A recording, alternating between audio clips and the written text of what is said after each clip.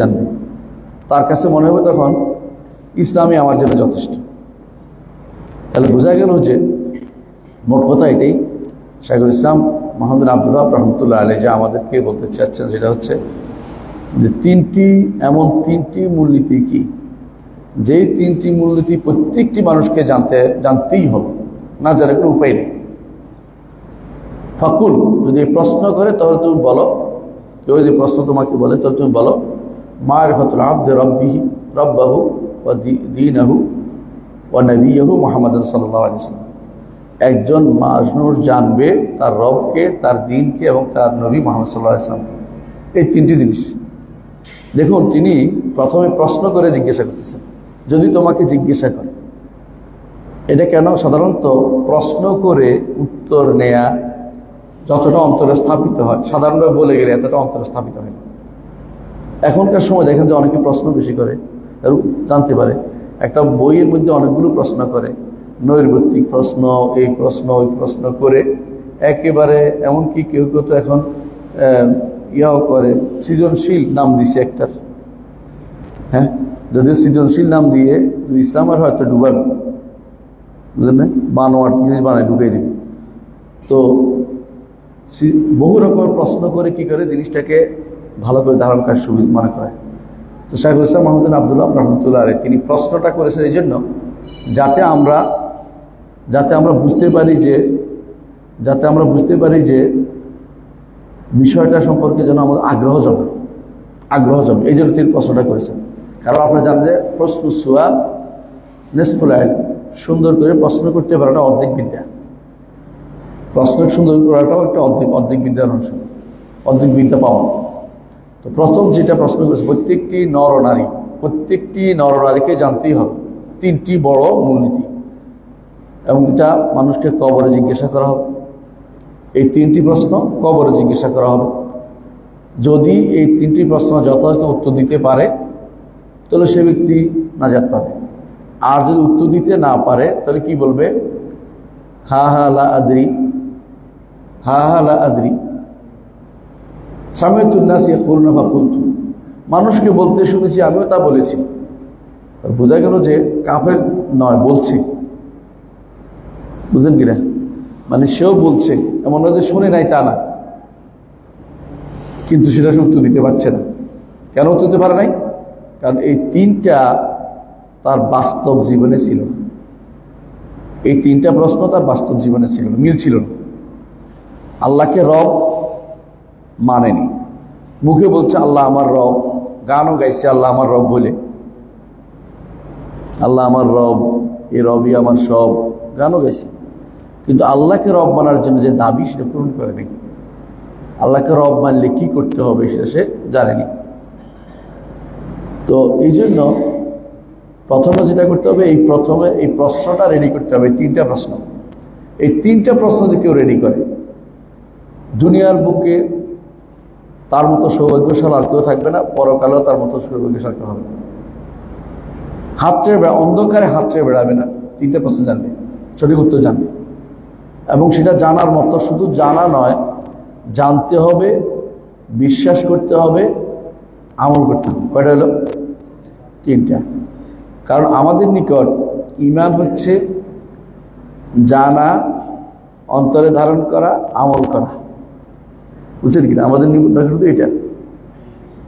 এই জন্য আল্লাহ তাআলা বলছেন ইন্নাল্লাযীনা ক্বালু রাব্বুনাল্লাহ সুম্মা ইসতাকামু, আল্লাহ আমাদের রব, তারপর এর উপর দৃঢ়পদ আছে। এই নয় যে আল্লাহ আমার রব বলে সেরে গেছে, তা না। আল্লাহ আমার রব, তারপর রব যেহেতু তিনি, সেই রবিয়তের দায়িত্ব কি, আমি রব হিসেবে তার কি করবো এটাও আমাকে জানতে হবে। আল্লাহ আমার রব, তারপরে সুম্মা ইসতাকামু, তারপর এর উপরে সে দৃঢ়পদ ছিল, সুদৃঢ় ছিল, ইস্তেকামত ছিল। তারপর কি হবে? তাতানাজ্জালু আলাইহিম মালায়েকা, ফেরেশতারা তখন বলবে কোনো ভয় নেই, জান্নাতের ব্যবস্থা করে দিবে, জান্নাতের সাথে তার কবরের ব্যবস্থা করে উত্তর দিতে পারলে। সুতরাং প্রথম প্রশ্ন হচ্ছে যে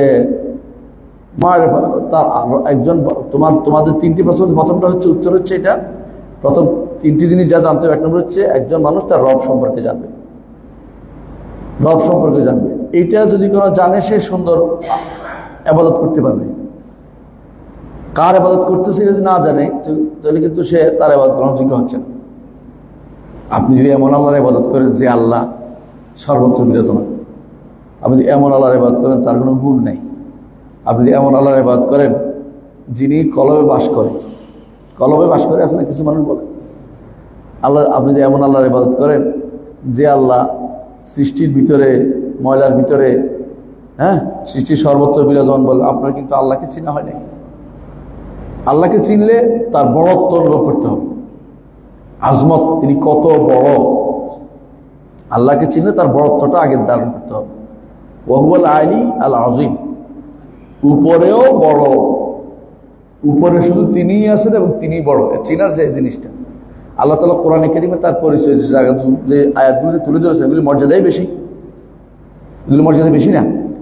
যেমন সূরা ইখলাস, তার মর্যাদা এত বেশি যে এটা কোরআনের 3 ভাগের 1 ভাগের সমান সমমর্যাদাপূর্ণ। তাই বলে 3 বার পড়লে কোরআন খতম হবে ঠিক নয়। 3 ভাগের 1 ভাগ মর্যাদাপূর্ণ কেন? কারণ কোরআন তাওহীদ, আখিরাত এবং রিসালাত আলোচনা হয়েছে। তাওহীদের আলোচনা এই সূরার মধ্যে পুরোটাই, এই জন্য 3 ভাগের 1 ভাগ বলা হয়েছে। তাহলে তাওহীদের আলোচনা কেন বলেছে? আবার দেখেন আয়াতুল কুরসির মর্যাদা এত বেশি কেন? আল্লাহর পরিচয়, আল্লাহু লা ইলাহা ইল্লাহু। আবার দেখেন যেখানে যেখানে, এটা নয় শুধু, যেই জায়গাতে যেখানে আল্লাহু লা ইলাহা ইল্লাহুল হাইয়ুল কাইয়্যুম নাযালা আলাইকুম, সূরা আল ইমরান শুরুতে যেখানে আল্লাহর নামের সাথে আল্লাহর পরিচয় তুলে ধরছে, এগুলিকে বলা হয়েছে ইসমুল্লাহিল আযম, আল্লাহর বড় নামের অন্তর্ভুক্ত। এবং এগুলি দিয়ে দোয়া করলে আল্লাহ কবুল করেন, কারণ আল্লাহর পরিচয় জানা হচ্ছে বড় কাজ। মানে কার ইবাদত করছেন তাকে জানতে হবে। দ্বিতীয় হচ্ছে কার ইবাদত করছেন ঠিক আছে, কিন্তু কি দিয়ে ইবাদত করতেছেন, এটা হচ্ছে ইসলাম, দিন। আপনি অন্য ধর্ম থেকে কিছু ইবাদত করতে পারবেন না, আপনাকে দ্বীন ইসলামের নিয়ম মেনে ইবাদত করতে হবে। দ্বীনে কি আছে? সালাত আছে, যাকাত আছে, সওম আছে, হজ আছে, এগুলো দিয়ে ইবাদত করতে হবে। তাহলে দুইটা আপনাকে জানতে হবে, কার ইবাদত করছেন জানতে হবে, কি দিয়ে ইবাদত করছেন সেটা জানতে হবে। আর 3 নম্বর হচ্ছে কিভাবে ইবাদত করবেন। 3টা বুঝছেন তো? কিভাবে? যেভাবে নবী সাল্লাল্লাহু আলাইহি ওয়াসাল্লাম দেখিয়েছেন। এই 3টাই হচ্ছে আপনার জীবনের জন্য সবচেয়ে গুরুত্বপূর্ণ। এটা কি? আপনি এই জন্য আল্লাহকে জানবেন, রবকে জানবেন, যে আল্লাহর ইবাদত করবেন এটা ভালো করে জানবেন তাকে, আর যেইটা দিয়ে তার ইবাদত করবেন ইসলাম এর বিধিবিধান দিয়ে সেটা সম্পর্কে জানবেন।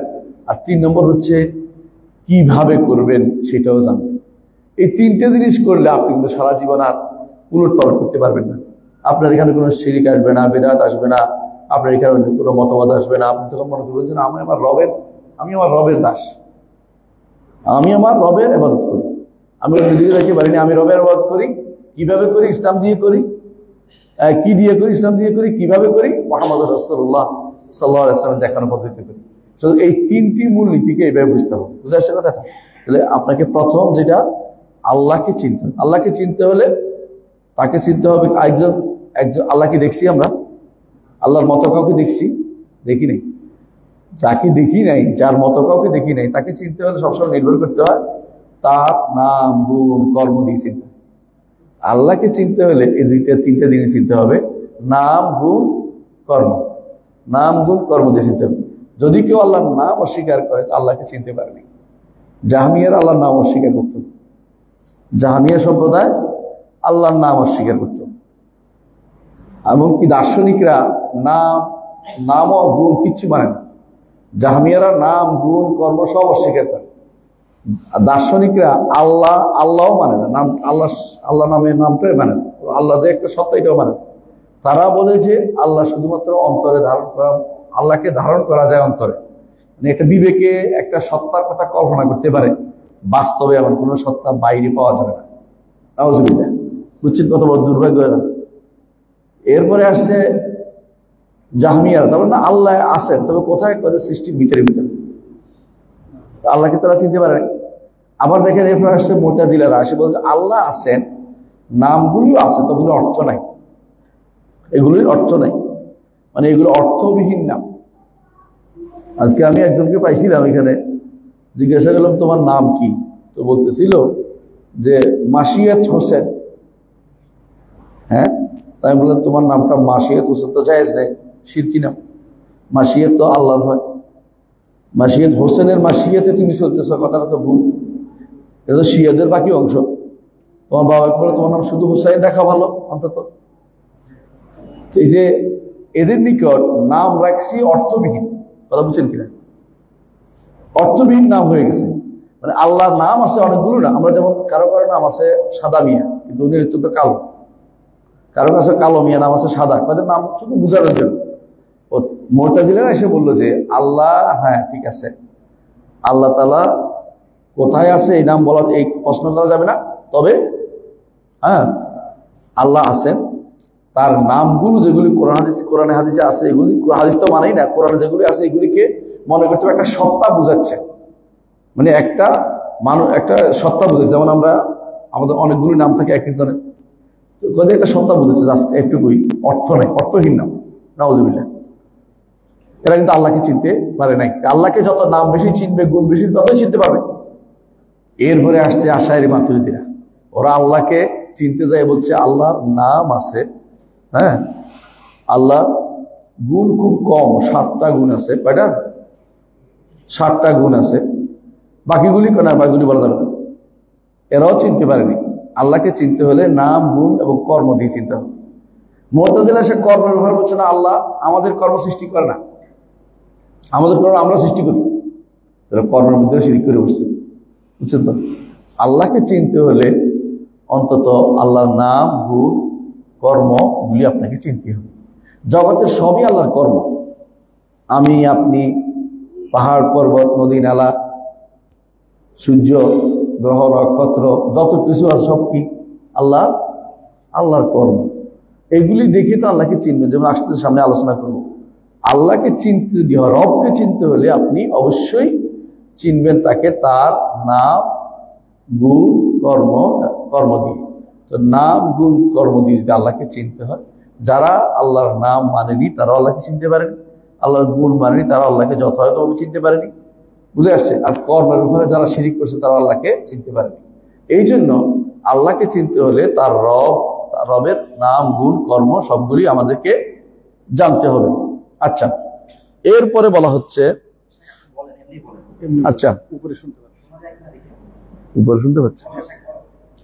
এরপরে বলছে যে প্রথম যেটা আল্লাহকে চিনতে হবে, রবকে চিনতে হবে। একজন বান্দা তার রবকে চিনবে, এটা প্রথম কর্তব্য। একজন বান্দা তার রবকে চিনবে, এটা হচ্ছে কি প্রথম কর্তব্য। প্রথম কর্তব্য হচ্ছে আল্লাহকে চিনা। আমি আল্লাহকে চিনবে, প্রথম কর্তব্য। দ্বিতীয় কর্তব্য কি? দ্বিতীয় কর্তব্য হচ্ছে বান্দা তার দ্বীনকে জানবে, যে দ্বীন দিয়ে সে আল্লাহর ইবাদত করবে। সেটা আমরা একটু আগে বলেছি, আল্লাহ আমাদের উপর যা ফরজ করে দিয়েছেন করার জন্য, এবং যা নিষেধ করে দিয়েছেন পরিত্যাগ করার জন্য যা বলেছেন। শুনতে অসুবিধা হচ্ছে না? তাহলে ঠিক আছে, আসেন। তো বান্দা চিনবে তার দিনটাকে, যে দিন দিয়ে সে ইবাদত করে আল্লাহ, যে দিনটি দিয়ে সে আল্লাহর ইবাদত করে সেটা সে চিনবে। তো এই দিনের মধ্যে কি হয়েছে? কিছু জিনিস মানতে হবে, কিছু জিনিস ছাড়তে হবে, কিছু জিনিস করতে হবে, কিছু জিনিস ছাড়তে হবে। এটা হচ্ছে দিন। দান অর্থ হচ্ছে মেনে নেয়া। একটা সত্তায় কিছু জিনিস দিছে, এটা মেনে নেওয়ার নাম হচ্ছে দিন। এই জন্য আমরা বলি ইসলাম হচ্ছে দিন, ইসলাম ধর্ম না। পার্থক্য কি দিন এবং ধর্মের মধ্যে? ধর্ম হচ্ছে যে যা ধারণ করে এটাই ধর্ম। যেমন বিদ্যুতের ধর্ম হচ্ছে স্পৃষ্ট করা, পানির ধর্ম হচ্ছে ভিজিয়ে দেয়া। বুঝে আসছে? দিন আমাদের ইসলাম তো এরকম না। আমাদের ইসলাম হচ্ছে অর্ডার, আমি অবে করি। তার একজনের অর্ডার দিয়েছে, আমি প্রতিপালন করি।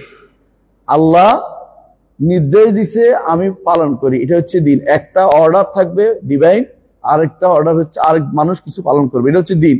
ধর্ম কিন্তু এরকম না, আমি একটা জিনিস যা ধারণ করি তাই ধর্ম হয়ে যায়। এই জন্য ইসলাম কোনদিন ধর্ম না, ইসলাম কি? দিন। এই জন্য দিনের অনুবাদ কখনো ধর্ম করবে না ভুলেও, কারণ এটা খুশি হবে অনেকের কাছে। আমাদের কাছে না, ইসলাম হচ্ছে দিন। আমাদের কাছে আমার নিজের পক্ষ থেকে কোনো যোগ করার সুযোগ নাই। আমার রবে না বললে মানি না, আমার রাসূলের পক্ষ থেকে না আসলে মানি না, সুতরাং আপনি আমি সারাদিন চেষ্টা করলেও একটা দিন বানাইতে পারবো না, একটা দিন বানাইতে পারবো না। হ্যাঁ, ধর্ম বানাইতে পারে মানুষ, সারাদিন বসে বসে নিজের কেউ মানব ধর্ম বানাচ্ছে বসে বসে, কত রকমের ধর্ম যে বানাচ্ছে হিসাব নাই। কিন্তু আমাদের নিকট দিন ইসলাম। এই জন্য দ্বিতীয় যে জিনিসটা জানতে হবে যে কি দিয়ে আল্লাহর ইবাদত করব, বুঝছেন তো? কি দিয়ে আল্লাহর ইবাদত করব সেটা হচ্ছে কিছু জিনিস ছাড়তে হবে, কিছু জিনিস করতে হবে। কিছু জিনিস হারাম ছাড়তে হবে, নিষিদ্ধ জিনিস, আর কিছু হালাল জিনিস করতে হবে বা ওয়াজিব জিনিস করতে হবে। এটা হচ্ছে দ্বিতীয় নীতি যা আমাদেরকে জানতে হবে। 3 নম্বর নীতি হচ্ছে যার দেখানো পদ্ধতিতে ইবাদত করব, কিভাবে ইবাদত করব তাকেও জানতে হবে। তিনি হচ্ছেন মুহাম্মদুর রাসূলুল্লাহ সাল্লাল্লাহু আলাইহি ওয়াসাল্লাম। তাকে জানতে হবে, নবীকে। কারণ আল্লাহর কাছ থেকে যে জিনিসটা আসছে আমাদের কাছে আর কোনো মাধ্যম নাই, একমাত্র মাধ্যম হচ্ছে মুহাম্মদুর রাসূলুল্লাহ সাল্লাল্লাহু আলাইহি ওয়াসাল্লাম। এই মাধ্যমেই আমাকে দিন শিখতে হবে, নতুন কোনো মাধ্যমে আমাকে দিন পাওয়ার কোনো সুযোগ নেই। মানুষের এলহাম দিয়ে দিন সাব্যস্ত হবে না, কারামত দিয়ে দিন সাব্যস্ত হবে না, বুঝছেন কিনা? কেরামত দিয়ে কোনোদিন কেরামতি দেখাইয়া দিন সাব্যস্ত হবে না, বুঝে আসছে? মানুষদেরকে একেবারে ব্যাখ্যা চাকা খাওয়াই দিলেন কিছু বইলা, এগুলি দিন হবে না। আমাকে দিন মানতে হবে যেই পদ্ধতিতে আল্লাহ তাআলা তার নবীর কাছে শুধুমাত্র ওহী পাঠাচ্ছে, আর কারো কাছে ওহী আসে না। যত ব্যক্তি হোক না কেন, ওহী একমাত্র মুহাম্মদ রাসূলুল্লাহ সাল্লাল্লাহু আলাইহি ওয়াসাল্লামের কাছে আসছে, এরপরে আর কোনো ওহী আসে নাই। সুতরাং কারো কথা দলিল হইতে পারে না। কিভাবে ইবাদত করতে হবে আমার নবী যেমন বলছেন এমনি। এটাই হচ্ছে সল্লু কামা রাআইতুমুনি উসাল্লি, যেভাবে আমাকে দেখেছো সেভাবে সালাত আদায় করো। এবং এটাই হচ্ছে রাসূলুল্লাহ সাল্লাল্লাহু আলাইহি ওয়াসাল্লামের সেই হাদিস, যিনি হজের মাধ্যমে তিনি বলেছিলেন লিতাখুযু আন্নী মানাসিকাকুম, আমার থেকে তোমরা হজ শিখে নাও। লাআল্লি লা আলকাকুম বা'দা আমি হাযা, হতে পারে আগামী বছর আর তোমাদের মধ্যে আমি থাকবো না, বুঝলেন কিনা? আমরা যদি এখন হজের ধরেন, আমি একবার আমাকে একজনের বই একটা দিয়ে বলছে এই বই দিলাম আপনাকে, কি জন্য? এটাকে দেখে দিবেন। আপনি কি করছেন আগে বলেন? বলছে এই জন্য হজের সময় অনেক ভিড় হয়, এটাকে হজে তো 3 মাস আছে, আমরা 3 ভাগ করে দিচ্ছি। কেউ শাওয়াল মাসে, কেউ জিলকদ মাসে, কেউ জিলহজ মাসে এই এক হজ করবে। এটা হবে, ওই লোকেরা পিটানো দরকার না? আপনি আশ্চর্য হবেন, এটা নিয়ে একজন গবেষণা করতো, খারাপ তো না, ভালো, কিসের ভালো হইলো? কুকুরি গেলাম। আমাদেরকে যে আরাফার মাঠ কি 3টা হবে? 3 সময় হবে। 9 তারিখে হতে হবে আমার নবী যেখানে দাঁড়িয়েছেন। এর আগে তো আরাফার মাঠ আরেকটা পাওয়া যাবে না। আরেক মাসে দাঁড়াইলে তো কোনো সওয়াব নাই। আরাফার মাঠে আসিয়ে তো আরাফার মাঠের বিকালবেলা আল্লাহ তাআলা নিকট আসমানে নেমে আসেন, বলতে থাকেন যে আমার বান্দারা কি চায় আমি তাদের ক্ষমা করে দিলাম। এটা তো আর অন্যদিন বলবে না। আর আপনি ওখানে ভাগ করতেছেন কিসের ভিত্তিতে? এই হাওয়া প্রবৃত্তি। আমার নবী যেটা দেন নাই আপনি শত চেষ্টা করে পারবেন না। যদি আপনি না পারেন কমিয়ে লোক নেন, হাজি সাহেব কমাইয়ে নেন, কিন্তু আপনি যদি পারেন তাহলে বেশি নেন, কিন্তু আপনি ইচ্ছা করে সমাজে পরিবর্তন করতে পারবেন না, এই ক্ষমতা আপনার নাই। কি পদ্ধতিতে ইবাদত করতে হবে সেটা আমার নবী যেটা দিয়েছেন সেটাই হতে হবে। এই 3টি জিনিস যে ব্যক্তি জানবে সেই ব্যক্তি দুনিয়াতেও সফল হবে, আখিরাতেও সফল। আর যে ব্যক্তি যত কম জানবে তত বেশি বিপদে পড়বে। এবং সেদিন বলবে হা হা হা, অর্থ কি জানেন? হাই হাই না। সে মনে করার জন্য মানুষ কি করে, অনেকক্ষণ কিছু মনে করতে না পারলে টেনশন করে করতে থাকে না? এটা হলো হা করতে থাকবে। এটা অর্থ সে চেষ্টা করবে স্মরণ করতে, কিন্তু আনতে পারবে না, কারণ সে কাজ করে নাই। তো হয়তো মুখে বলছে, কেউ জিজ্ঞাসা করছে, বলছে আল্লাহ আমার রব, গান গাইছে হয়তো, কিন্তু বাস্তবে কোনোদিন সে আল্লাহকে রব হিসাবে মেনে চলেনি এবং রাসূল্লাহ সাল্লাল্লাহু আলাইহি ওয়াসাল্লামকে দ্বীনের পথ প্রদর্শক হিসেবে মেনে চলেনি, এবং দ্বীন ইসলাম সম্পর্কে তার কোনো পড়ালেখা হয়নি। দুনিয়া সব পড়লেও ইসলাম নিয়ে পড়ালেখা তার সীমিত ছিল। দুনিয়া সব জানলেও ইসলাম নিয়ে জানার চেষ্টা সে করেনি। সুতরাং সে কিভাবে উত্তর দিবে? এই জন্য আলেমরা বলেন যে 3টি প্রশ্ন এগুলি আগে জানতে হবে। আর জানলেই আমার জন্য ঈমান হয় না, আমাদের নিকট জানাই ঈমান নয়, জানার পরে অন্তরে রাখতে হবে, ধারণ করতে হবে, তাহলে ঈমান হবে। লা ইলাহা ইল্লাল্লাহ, এটা কি আরবরা জানতো না?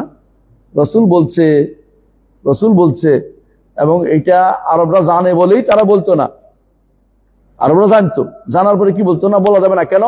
আজালাল আলিয়াতা ইলাহান ওয়াহিদা ইন্না হাযা লাশাইউন উজাব, সমস্ত আল্লাহকে এক আল্লাহ বানিয়ে দিল। হায় হায়, কি বলে? আমাদের দেবদেবী মূর্তি কোথায় গেল? এরা বুঝতো বলেই বলে না, আর আপনি বুঝেন না বলেই দ্রুত অনেকগুলো জিকিরও করে, দেখেন না? জিকির করে না? এবং সন্ধ্যা থেকে দেখবেন যে এক লোক জিকির করতে বসে গেছে, জিকিরে করতেছে তারা। হ্যাঁ, অনেক সময় জিকির করতে করতে বেহুশ হয়ে যাচ্ছে, লাফায় উঠতেছে, কখনো কখনো ছাদে উঠে যাচ্ছে।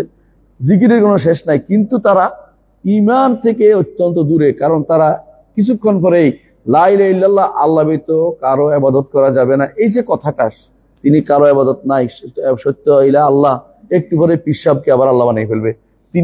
তিনি গায়েব জানেন মনে করে বসে রয়েছে, তিনি তার অন্তরের খবর জানেন মনে করলে তো শেষ। তিনি আমার উদ্ধারকারী, আমাকে বিপদ থেকে উদ্ধার করতে মনে করতে পারলে তো শেষ। তিনি তো মনে করেই, পীরের যারা মুরিদ তারা মনে করে, প্রত্যেকটি পীরের মুরিদ মনে করে পিশাব তার অন্তরের খবর জানে। আপনি কি জানেন, আমার জানা মতো একজন আমাকে এটাও বলছে যে আমি ওনার কাছে গেছি, উনি বলে ফেললেন তুমি এ নিয়ে আসছো। তোর কেমনে জানলো? হ্যাঁ, কেমনে জানলো? নিশ্চয়ই তিনি গায়েব জানতো, সঙ্গে সঙ্গে কাঁপে দিল। অথচ এটা কিছুই না, এটা হলো শয়তানের কারবার। শয়তান ওর মনে এটা উঠে দিচ্ছে, এটা বলাই দিচ্ছে। শয়তান তো মানুষের অন্তরে প্রবেশ করে, বুঝেন না কথাটা? তো আপনি জানলে এই বলছে তুই এটা বল, ও বলছে এটা হতে পারে। আর অনেক সময় প্রেডিকশন থাকে, 10-12টা থাকে, একটা দুইটা বলে তো মিলে গেছে, আর কখনো মিলে না যে এটা বলবে না, মিলে তা বলবে। এটা হলো নিয়ম।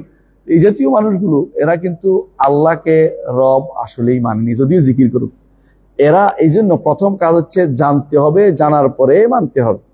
ইলম, আমরা লা ইলাহা ইল্লাল্লাহর শর্ত বলি না, ইলমের পরে সেটাকে কবুল করে নিতে হবে, সেটাকে ইনকিয়াদ করতে হবে, এই জিনিসটা অন্তরে ধারণ করতে হবে, ইখলাসের সাথে ধারণ করতে হবে। এই শব্দগুলো আমরা বলি কেন? কারণ আসলে শুধুমাত্র আল্লাহকে রব মানছি, ইসলামকে দিন মানছি, এটা মুখস্থ করা জিনিস না। এটা হলো জানা, তারপরে অন্তরে ধারণ করা, তারপরে প্রতিপালন করা, কাজে নিয়ে আসতে হবে। যে সত্যি সত্যি আল্লাহ যদি আমার রব হয়, তাহলে আমার আর কোনো কি নাই, আর কেউ আমাকে পরিচালনা করতে পারে না, আর কেউ আমাকে বিধান দিতে পারে না, আর কেউ আমাকে শরীয়ত দিতে পারে না, আর কেউ আমার জন্য নতুন কোনো নীতি রচনা করতে পারে না। আল্লাহ যা দিয়েছেন আমার জন্য যথেষ্ট হবে। আলাইসাল্লাহু বিকাফিন আবদা, আল্লাহ তার দাসের জন্য যথেষ্ট, দাসদের জন্য আল্লাহ তাআলাই যথেষ্ট। হ্যাঁ, তিনি আমার রব, তিনি আমার মনিব, তিনি যা দিয়েছেন আমি দাস হিসাবে সেটাই নিব। দাসের কাজ নয় অতিমাত্রায় বাড়াবাড়ি করা, দাসের কাজ নয় অতিমাত্রায় এদিক সেদিক দৌড়াদৌড়ি করা। এই জন্য আল্লাহ তাআলা যেটা দিয়েছেন এটা নিয়ে সন্তুষ্ট থাকতে হবে। তো তিনটা জিনিস, একটা কি বলছি, জানতে হবে, বিশ্বাস করতে হবে, তারপরে আমলে নিতে হবে। এই তিনটা হচ্ছে ইসলামের নীতি। এটা বলেন দলিল লাগবে আমাদেরকে, দলিল দিচ্ছি। দলিল হচ্ছে রাসূলুল্লাহ সাল্লাল্লাহু আলাইহি ওয়াসাল্লামের হাদিস। তিনি বলেছেন যাকা তা'মুল ঈমান, ওই ব্যক্তি ঈমানের স্বাদ আস্বাদন করেছে, ঈমানের স্বাদ পেয়েছে যেই ব্যক্তি বলবে, যে ব্যক্তি মান রাদিয়া বিল্লাহি রাব্বান, আল্লাহকে রব মেনে সন্তুষ্ট বুঝেননি। ছেলে একটা বড় কাজ করছে, আপনার একেবারে অন্তর বিগলিত হয়ে গেছে, তাই না?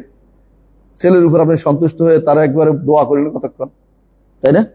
সন্তুষ্ট হলে মানে বিরাগ বাদন থাকে আর কারো না। প্রত্যেকটি কাজে আপনি যদি মনে করেন রেদা বিল কাদা, আমার রবে যে ফয়সালা দিয়েছে এটাই ঠিক আছে, আমার রবে হাত কাটার নীতি দিয়েছে, চুরি করলে এটা ঠিক আছে, আমার রবে বেবিচারের শাস্তি দিয়েছে, অবিবাহিত হলে 100 বেত্রাঘাত, বিবাহিত হলে মৃত্যুদণ্ড, যে পাথর মেরে মৃত্যুদণ্ড, এটা ঠিক আছে।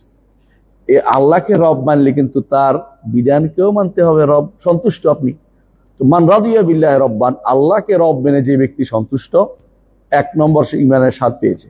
এটুকু যথেষ্ট। ঈমানের স্বাদ পেতে হলে আরো 2টা লাগবে, রাসূল বলছেন। 2 নম্বর হচ্ছে অবিল ইসলামি দীনা, আর ইসলামকে দিন হিসাবে মেনে এসে সন্তুষ্ট। এখন তার কাছে আর অন্য কোনো মতবাদ স্থান পায় না, গণতন্ত্র, সমাজতন্ত্র, সেকুলারিজম, অমুকিজম, তমুকিজম, সোশ্যালিজম কিছু আর তার কাছে আসে না। ইসলাম আমার জন্য যথেষ্ট।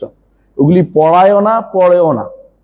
এগুলি পড়ে কেন পড়ায় আমাদের দেশে বলেন তো?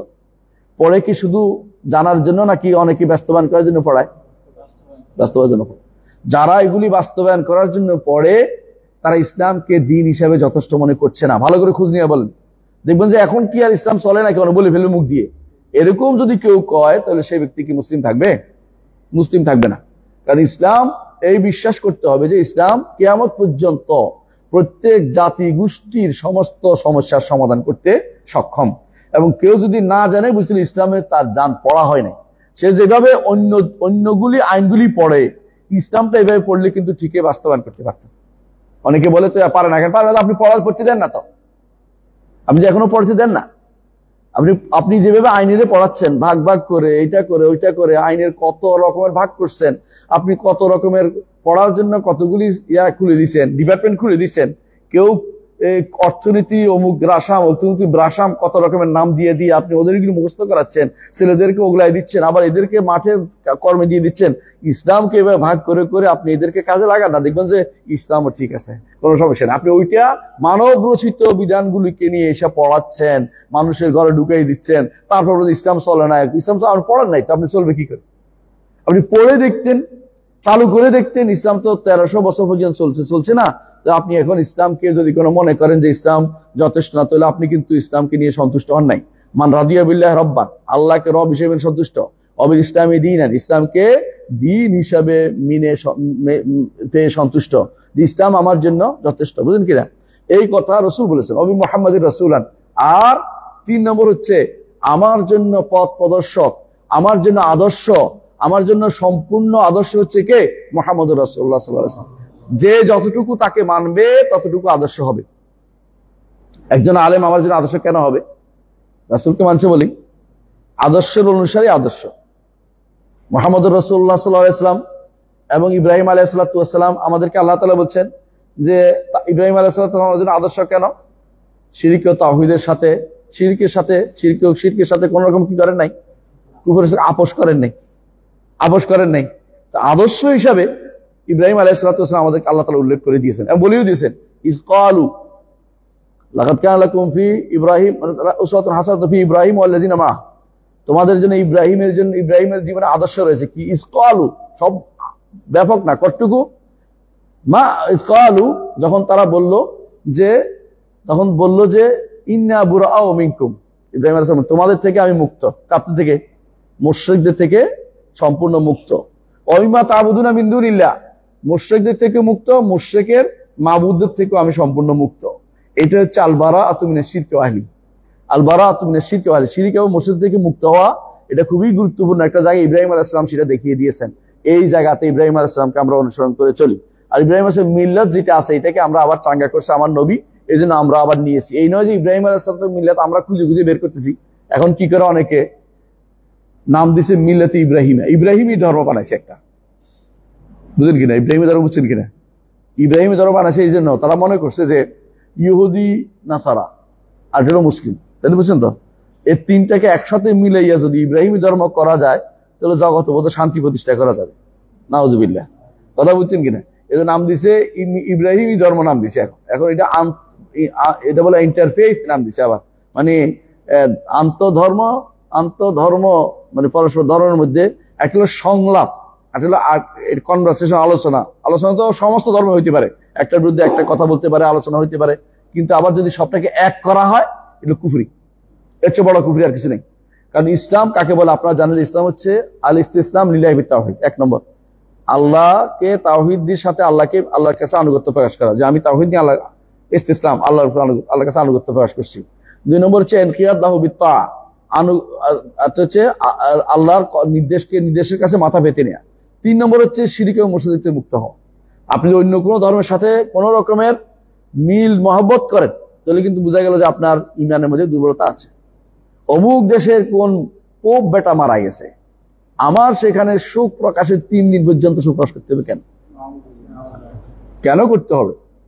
কারণ আমি এখন হীনমন্যতায় ভুগছি, যদি না করি তাহলে আমারে বলবো যে লোক তো সাংঘাতিক গোড়া, আমি লিবারাল দেখানোর জন্য 3 দিন শোক প্রকাশ করে দিলাম। হ্যাঁ, এটা ইমানের সাথে সাংঘর্ষিক, ইমানদার হইতে পারে না। ইমানদার এদের মৃত্যুতে কোনোদিন শোক প্রকাশের জায়গা নয়। মুহাম্মদুর রাসূলুল্লাহ সাল্লাল্লাহু আলাইহি ওয়াসাল্লাম এই জাতীয় মৃত্যুতে তিনি বলতেন, বড় বড় কাফেরদের নেতাদের মৃত্যুতে তিনি বলতেন যে মুস্তারাহুন আও মুস্তারাহুম মিনহু, নিজেও আরাম করছে, অন্যদের থেকে অন্যকে আরাম দিছে। অর্থাৎ আমরা বেঁচে গেছি, সে নিজেও গেছে, আমরাও বেঁচে গেছি। বুঝছেন কিনা? মানে আমাদের থেকে সে নিজেকে চলে গেছে, আমাদের বিপদ আর করতেছে না, আমরাও তার থেকে বেঁচে গেছি। এটার কথা আমরা মানে নিরাপত্তা পাইছি, এটা বোঝা যায়। তার সার থেকে, তার দুষ্টমি থেকে আমরা বেঁচে গেছি। এখানে আমি 3 দিনের শোক। কিসের শোক? ও ভাই, শোক প্রকাশ করা, 3 দিনের শোক প্রকাশ করা, কাদের জন্য শোক প্রকাশ করবেন? আল্লাযিনা ইযা আসাবাতুহুম মুসিবাতুন ক্বালু ইন্না লিল্লাহি ওয়া ইন্না ইলাইহি রাজিউন। কাফের মরে গেলে কি মুসিবত হইছে? তো কি জন্য ইন্না লিল্লাহি ওয়া ইন্না ইলাইহি রাজিউন পড়বেন? হ্যাঁ, আপনি ইন্না লিল্লাহি ওয়া ইন্না ইলাইহি রাজিউন পড়বেন এই জন্য, যদি এটা বলেন যে আল্লাহর কথা স্মরণ করছি, মরেও যাইতে হবে, আমি যেতে হবে, এটা আলাদা কথা। কিন্তু শোক প্রকাশের জন্য এটা নাই। বুঝে আসছে কথাটা? আর ইসলাম শোক প্রকাশের সিস্টেমটাকে রাখেই নাই। একজন মানুষ স্বামী শুধু তার স্ত্রী শুধু তার স্বামীর জন্য 4 মাস 10 দিন শোক প্রকাশ করবে। এক মুসলিম তার আত্মীয়ের জন্য 3 দিনের পর্যন্ত 3 বেশি শোক করতে পারবে, হাদিসে আছে। কিন্তু অন্য কারো কাফেরের জন্য শোক প্রকাশের নীতি ইসলামে দেয় নাই। এই জাতীয় শোক প্রকাশ ইসলামে নাই। তাহলে আমি এটা কেন বলছি? এটা বলার উদ্দেশ্য এটা নয় যে আপনারা কি করছেন, এটা না। উদ্দেশ্য এটাই যে সে ইসলামকে নিয়ে যথেষ্ট মনে করতেছে না। সে মনে করতেছে লিবারাল হইতে হইব, আর একটু ছাড় দিতে হইব, নইলে মানুষ আমার খারাপ বলবে, বিশ্ব দরবারে আমি হেনস্থা হয়ে যাচ্ছি, বিশ্ব দরবারে আমার কি মাথা হ্যাট হয়ে যাচ্ছে, এই জন্য আমাকে এই ঘোষণা করতে হবে, ঘোষণা করতে হবে। ইসলাম তো এটা বলেন, আপনি মুসলিম হলে মুসলিমের মতো থাকবেন। আপনি অন্যরা কিন্তু আপনার কারণে 3 দিনের সুখ দেয় না। ভালো করে দেখেন, এমনকি তাদের নিজেরাও, তারা তো হচ্ছে কি ক্যাথলিকদের কারো পোপের মৃত্যুতে প্রটেস্ট্যান্টরাও 3 দিনের শোক, 1 দিনের শোকও দেয়, অর্থোডক্সরাও দেয় না। আপনি কোত্থেকে এসে এত বেশি দরদি হয়ে গেলেন? মাঠ থেকে মাসির দরদ বেশি? মানে বুঝেন না কথাটা? যাদের ক্যাথলিকদের জন্য, ওরা নিজেরা ধর্মের লোক, তারপরেও ওরা কিন্তু শোক দেয় না। আপনি এখন অতিরিক্ত দরদি হয়ে 3 দিনের শোক ঘোষণা করছেন। কেন আপনি 3 দিনের শোক ঘোষণা করবেন? কিসের কাজে লাগে আপনার এটা? যে গোষ্ঠী তারা তাদের সাথে মিলে তারা তাদের কথা বলুক, আমরা আমাদের কথা বলবো। লাকুম দীনুকুম ওয়ালিয়া দীন, এখানে অর্থ এটা। তাদের জন্য তাদের দিন, আমার জন্য আমার দিন, এটা হলো সত্য কথা। আমি তাদের ধর্মের যাইয়া বাড়াবাড়ি করে আগ বাড়িয়ে তাদের ব্যাপারে বেশি কথা বলা, এটা ইসলাম অনুমোদন করে না। এই জন্য এটা মানে তাদের কাছে ভালো হওয়ার চেষ্টা করার দরকার নেই। সুবহানাল্লাহ, একটা সময় ছিল মুসলিমদের শাসকের কাছে ওরা লিখতো খুয়াইদুমুকুম, আপনাদের খাদেম। আমি নিজে লেখা দেখছি ওদের চিঠির মধ্যে লেখা আছে খুয়াইদুমুকুম, আপনাদের খাদেম। ইয়াতে যখন স্পেনে মুসলিমদের শাসন ছিল, তখন সেই সময়ে ওখানকার যে আশেপাশে যে সমস্ত খ্রিস্টান শাসকরা ছিল, ওরা চিঠি লিখতো যে আপনাদের খাদেম। কাকে লিখতো? স্পেনের খলিফার কাছে লিখতো। চিন্তা করতে পারেন? আর আমরা এখন খাদেম না, তাদেরকে কি বানিয়ে দিচ্ছি? দিন দিন তাদেরকে মাথার উপরে তুলে নাচতেছি। এটা আমাদের জন্য কখনো ইমানের দাবি হইতে পারে না। এটা আমাদেরকে অবশ্যই জানতে হবে। আল্লাহ কুল্লি হাল, যেটা বলতে চাচ্ছিলাম, এই 3টি জিনিস একা হাদিসে আসছে। রাসূলুল্লাহ সাল্লাল্লাহু আলাইহি ওয়াসাল্লাম বলেছেন, ওই ব্যক্তি ইমানের স্বাদ পাবে যে ব্যক্তি বলবে, যে ব্যক্তি সন্তুষ্ট হবে আল্লাহকে রব হিসাবে নিয়ে, ইসলামকে দিন হিসাবে নিয়ে, মুহাম্মদ সাল্লাল্লাহু আলাইহি ওয়াসাল্লামকে নবী হিসাবে নিয়ে। এটা হচ্ছে ইমাম মুসলিমের হাদিস। আরেকটা হাদিসে সকাল বিকাল পড়ার, এটা জানেন তো, রাদিতু বিল্লাহি রব্বান ওয়া বিল ইসলামি দীন ওয়া মুহাম্মাদিন নবিয়্যান। এটুকুই, নবিয়ান ও রাসূলান একসাথে নাই। নবিয়ান আছে কোথাও কোথাও, রাসূল আছে, একটা বলা যাবে। দুইটা একসাথে বলা সুন্নত না, নিয়ম না। বুঝে আসছে কথাটা? এটা দুইটা একসাথে বলবেন না। হ্যাঁ, বেশিরভাগ বর্ণনাতে আসছে নবিয়ানটা বলবেন, কোন কোন বর্ণনাতে রাসূল আসছে, এটা দুর্বল। কিন্তু নবিয়ান ও রাসূলান একসাথে আসে নাই সহিহ হাদিসে, এজন্য সেটা বলা যাবে না। যেটুকু আসে এটুকুর মধ্যে রাখেন। এইটুকু আমাদের জন্য নীতি। এইটা রাসূলুল্লাহ দিয়েছেন যে সকাল বিকাল বলা অর্থ কি?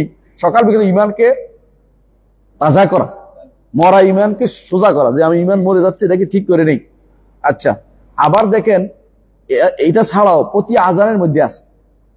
তখন বলেন আজানের মধ্যে আশহাদু আল্লা ইলাহা ইল্লাল্লাহ ওয়া আশহাদু আন্না মুহাম্মাদার রাসূলুল্লাহ, তখন বলতে হয় ওয়া আনা আশহাদু আন্না মুহাম্মাদার রাসূলুল্লাহ রাদিতু বিল্লাহি রাব্বান ওয়া বি মুহাম্মাদিন নবিয়্যান ওয়া বিল ইসলামি দীনান। এর একটু আকপিস আছে, এর আকপিস আছে, আগে মুহাম্মাদিন পরে না, এখানে আছে ওয়া বি মুহাম্মাদিন ওয়া বিল ইসলামি দীনান, এটা পরে আছে এখানে। যেমনি রাসূল বলছেন এমনি বলবেন। এটা কখন বলবেন? ওয়া আনা আশহাদু আন্না মুহাম্মাদার রাসূলুল্লাহ রাদিতু বিল্লাহি রাব্বান ওয়া বি মুহাম্মাদিন নবিয়্যান ওয়া বিল ইসলামি দীনান। এরপর বললেন আশহাদু আন্না মুহাম্মাদার রাসূলুল্লাহ। বুঝে আসছে? এটা বলার পর এটা বলবেন, আশহাদু আন্না রাসূলুল্লাহ বলার পর এটা বলবেন।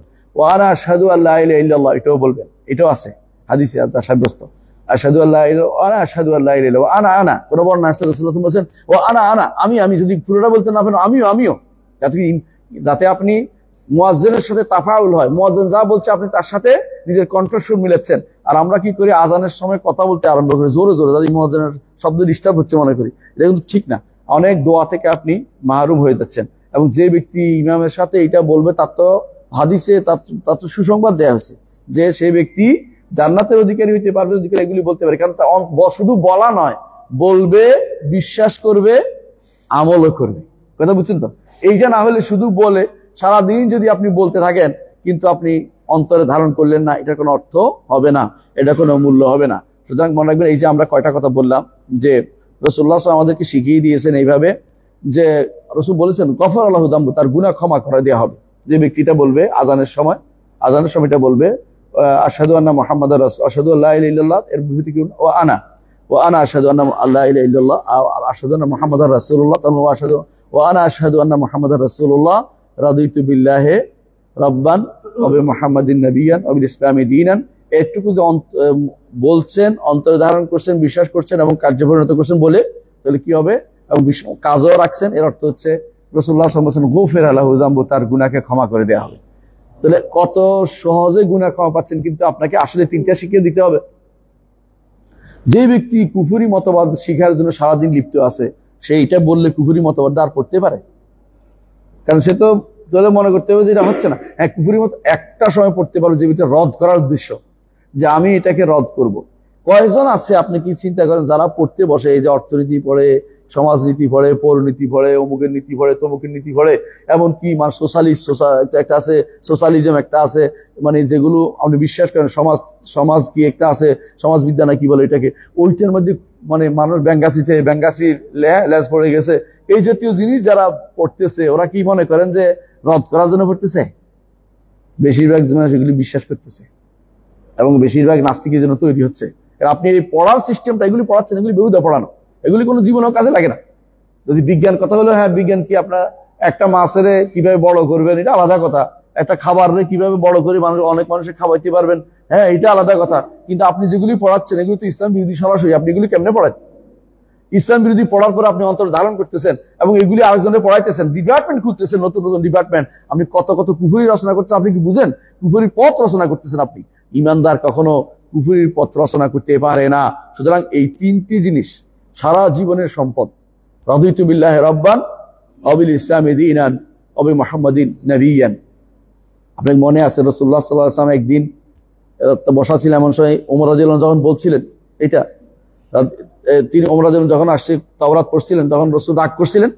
তখন শেষে কি বলছে রাসূলুল্লাহ সাল্লাল্লাহু আলাইহি ওয়াসাল্লাম যখন রাগ করছে, ওমর রাদিয়াল্লাহু আনহু বলে ফেলছেন রাদিতু বিল্লাহি রাব্বান ওয়া বিল ইসলামি দীনান ওয়া বি মুহাম্মাদিন নাবিয়্যান। এর অর্থ হচ্ছে, শেষ কথা হচ্ছে সব বাদ, আমার রাসূল যথেষ্ট, আমার ইসলাম যথেষ্ট, আমার রব আমার জন্য যথেষ্ট। এর হচ্ছে এটুকু বলার অর্থ হচ্ছে আপনার জীবন সার্থক, আপনি কিন্তু নিজেকে ঈমানের উপর রাখতে পারবেন। এখন আসি আমরা সামনে আলোচনা করি। এটুকু বুঝলাম, তাহলে আমাদের কি লাগবে? আল্লাহকে রব মানতে হবে, ঈমান এবং রাসূলকে, আমাদের দ্বীনকে, ইসলামকে আমাদের অন্তরে ধারণ করতে হবে। ইসলাম আমাদেরকে দ্বীন হিসাবে নিতে হবে, ধর্ম না, তাই না? ইসলামকে দ্বীন হিসেবে, অর্থাৎ আমাকে যেসব ইসলামে অর্ডার দিয়েছে এগুলি মানতে হবে, যেগুলি নিষেধ করেছে এগুলি ছাড়তে হবে। এগুলি, এটা যদি আপনার অন্তরে ঠিকই ধারণ করতে পারেন, আর মুহাম্মদ সাল্লাল্লাহু আলাইহি ওয়াসাল্লাম যেমনি বলছে সেভাবে করবেন, আপনি কিন্তু আপনি সফল, কোনো কথা নেই, সফল, জান্নাতে যাবেন। কারণ জান্নাতে যাবেন, কারণ আপনি এর বাইরে যেতে পারতেছেন না। মানুষের জীবনে আমি এখানে বসছি, ধরেন একটা কাজ, আপনি বসছেন, আমরা যেভাবে বসছি, আমরা যদি কোনো এখানে গান বাদ্য নিবে যাইতে হবে, তাহলে উল্টা হবে, ইসলাম বিরোধী হবে। তো বোঝা যাচ্ছে এই তিনটে জিনিস আপনার জীবনের জন্য যথেষ্ট। এই জন্য শেখ আব্দুল লতিফ বলেছেন, শেখ আব্দুল লতিফ হচ্ছে শেখ মাহমুদ ইব্রাহিম আলু শেখের দাদা। উনি বলতেছেন যে এই তিনটি হচ্ছে পুরো দ্বীনের মধ্যে ঘুরে। কেউ ভালো করে চিন্তা করে যে এই তিনটি জিনিস, আল্লাহকে রব মানা, ইসলামকে দ্বীন মানা এবং মুহাম্মদ সাল্লাল্লাহু আলাইহি ওয়াসাল্লামকে রাসূল হিসেবে মেনে জীবনের সর্বক্ষেত্রে মেনে চলা দ্বীনের জন্য যথেষ্ট। একজন মানুষের আর কিছু লাগে না। বুঝে আসছে কথাটা?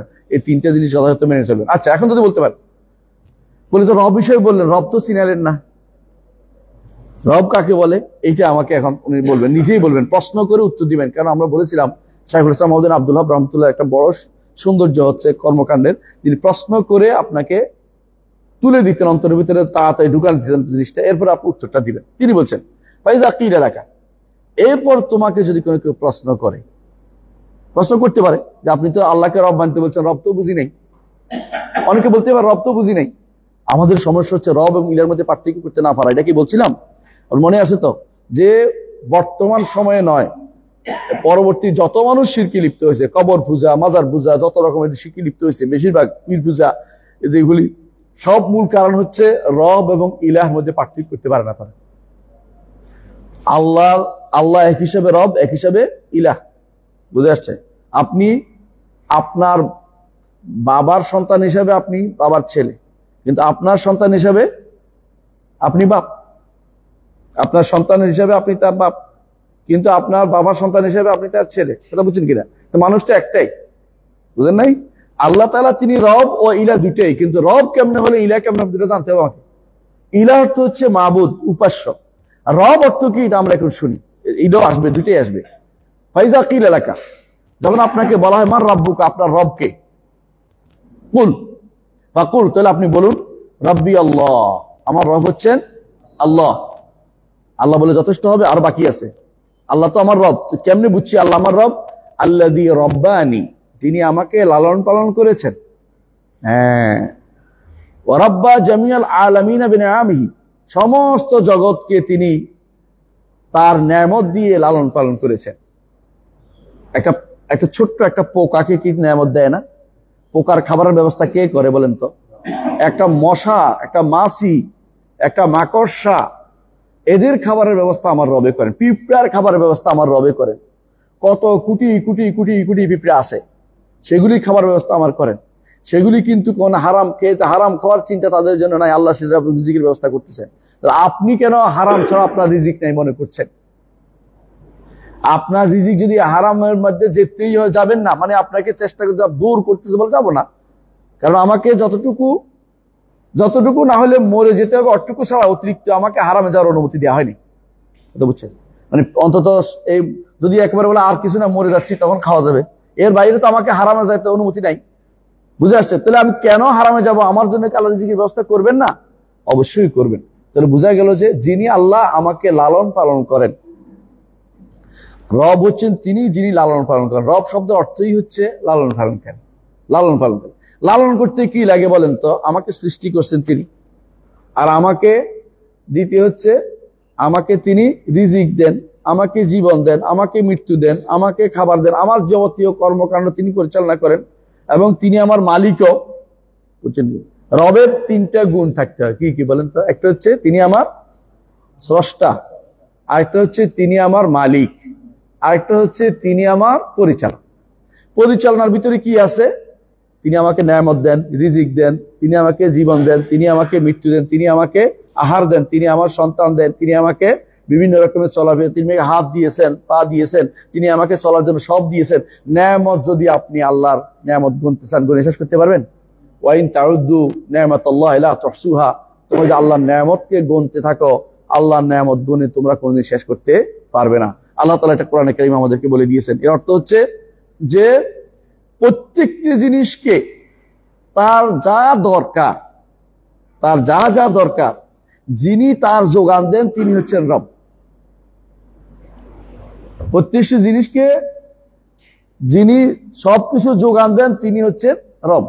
তিনি ব্যতীত আর কেউ রব হইতে পারে না। এখন আপনি যদি বলেন আমার ছেলে দিছে বলে আমি নাউজুবিল্লাহ কবরের কাছে গেছিলাম, ছেলে হয়েছে, অনেকে আছে না শাহজালালের দরবারে যায়, এরপর বলছে আমার ছেলে হয়েছে, ওখানে জিয়ারত করতে গেছিলাম, বাবাই কি দিছে? পোলা দিছে, নাউজুবিল্লাহ। এই জাতীয় কথা বলতে কাফের। এখন তাকে জিজ্ঞাসা করতে হবে, বাবা তোমাকে না, তুমি বলতেছো শিরিক করতেছ যে বাবা তোমার ছেলে দিছে, এই দুনিয়া যত পাখি পাখ ফাঁকালি ওদের কে দিছে? ওই বাবা দিচ্ছে। ওরা কি তোমার কবর দিয়ে বসছিল? তো তুমি যে মিথ্যা একটা কথা বলছো, তুমি যে একটা মিথ্যা দাবি করতেছ, এটার কারণে তুমি শিরকে লিপ্ত হইছ। কারণ কেউ কাউকে কিছু দেয় না, একমাত্র আল্লাহ শুধু দিতে পারে। ভালো মন্দের মালিক কে? আল্লাহ। আল্লাহ তার নবীকে বলছে, কুল লা আমলিকু লিনাফসি নাফআন ওয়ালা দাররা, হে নবী বলে দিন আমি আমার নিজের জন্য ভালো কিংবা মন্দের কোনো মালিক নই। তাহলে তোমার জন্য অন্য কেউ দিবে? নবী নিজেই পারেন না, নবী নিজেই ভালো মন্দ কোনোটাই দিতে পারেন না, নিজের জন্য করতে পারেন না, তোমাকে কিভাবে দিবেন?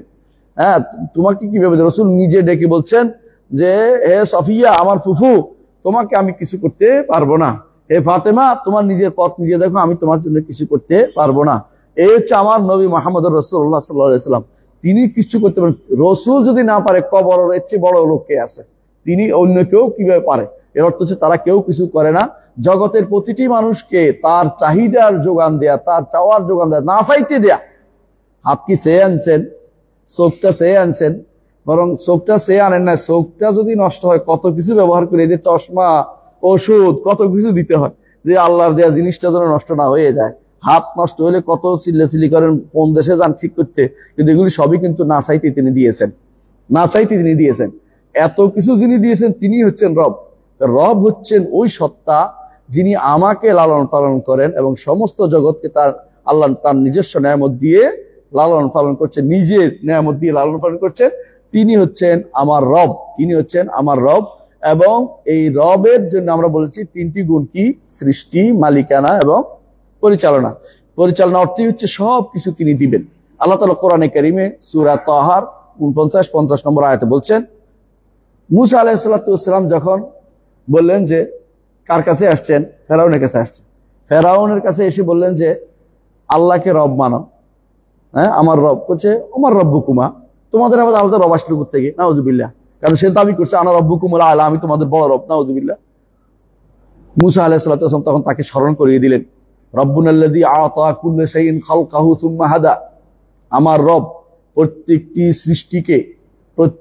সৃষ্টিকে যথাযথ, আতা কুল্লা শাইইন খালকাহু, প্রত্যেকটি জিনিসকে তার সৃষ্টি কিভাবে হবে সেটা পূর্ণ রূপ তিনি দিয়েছেন।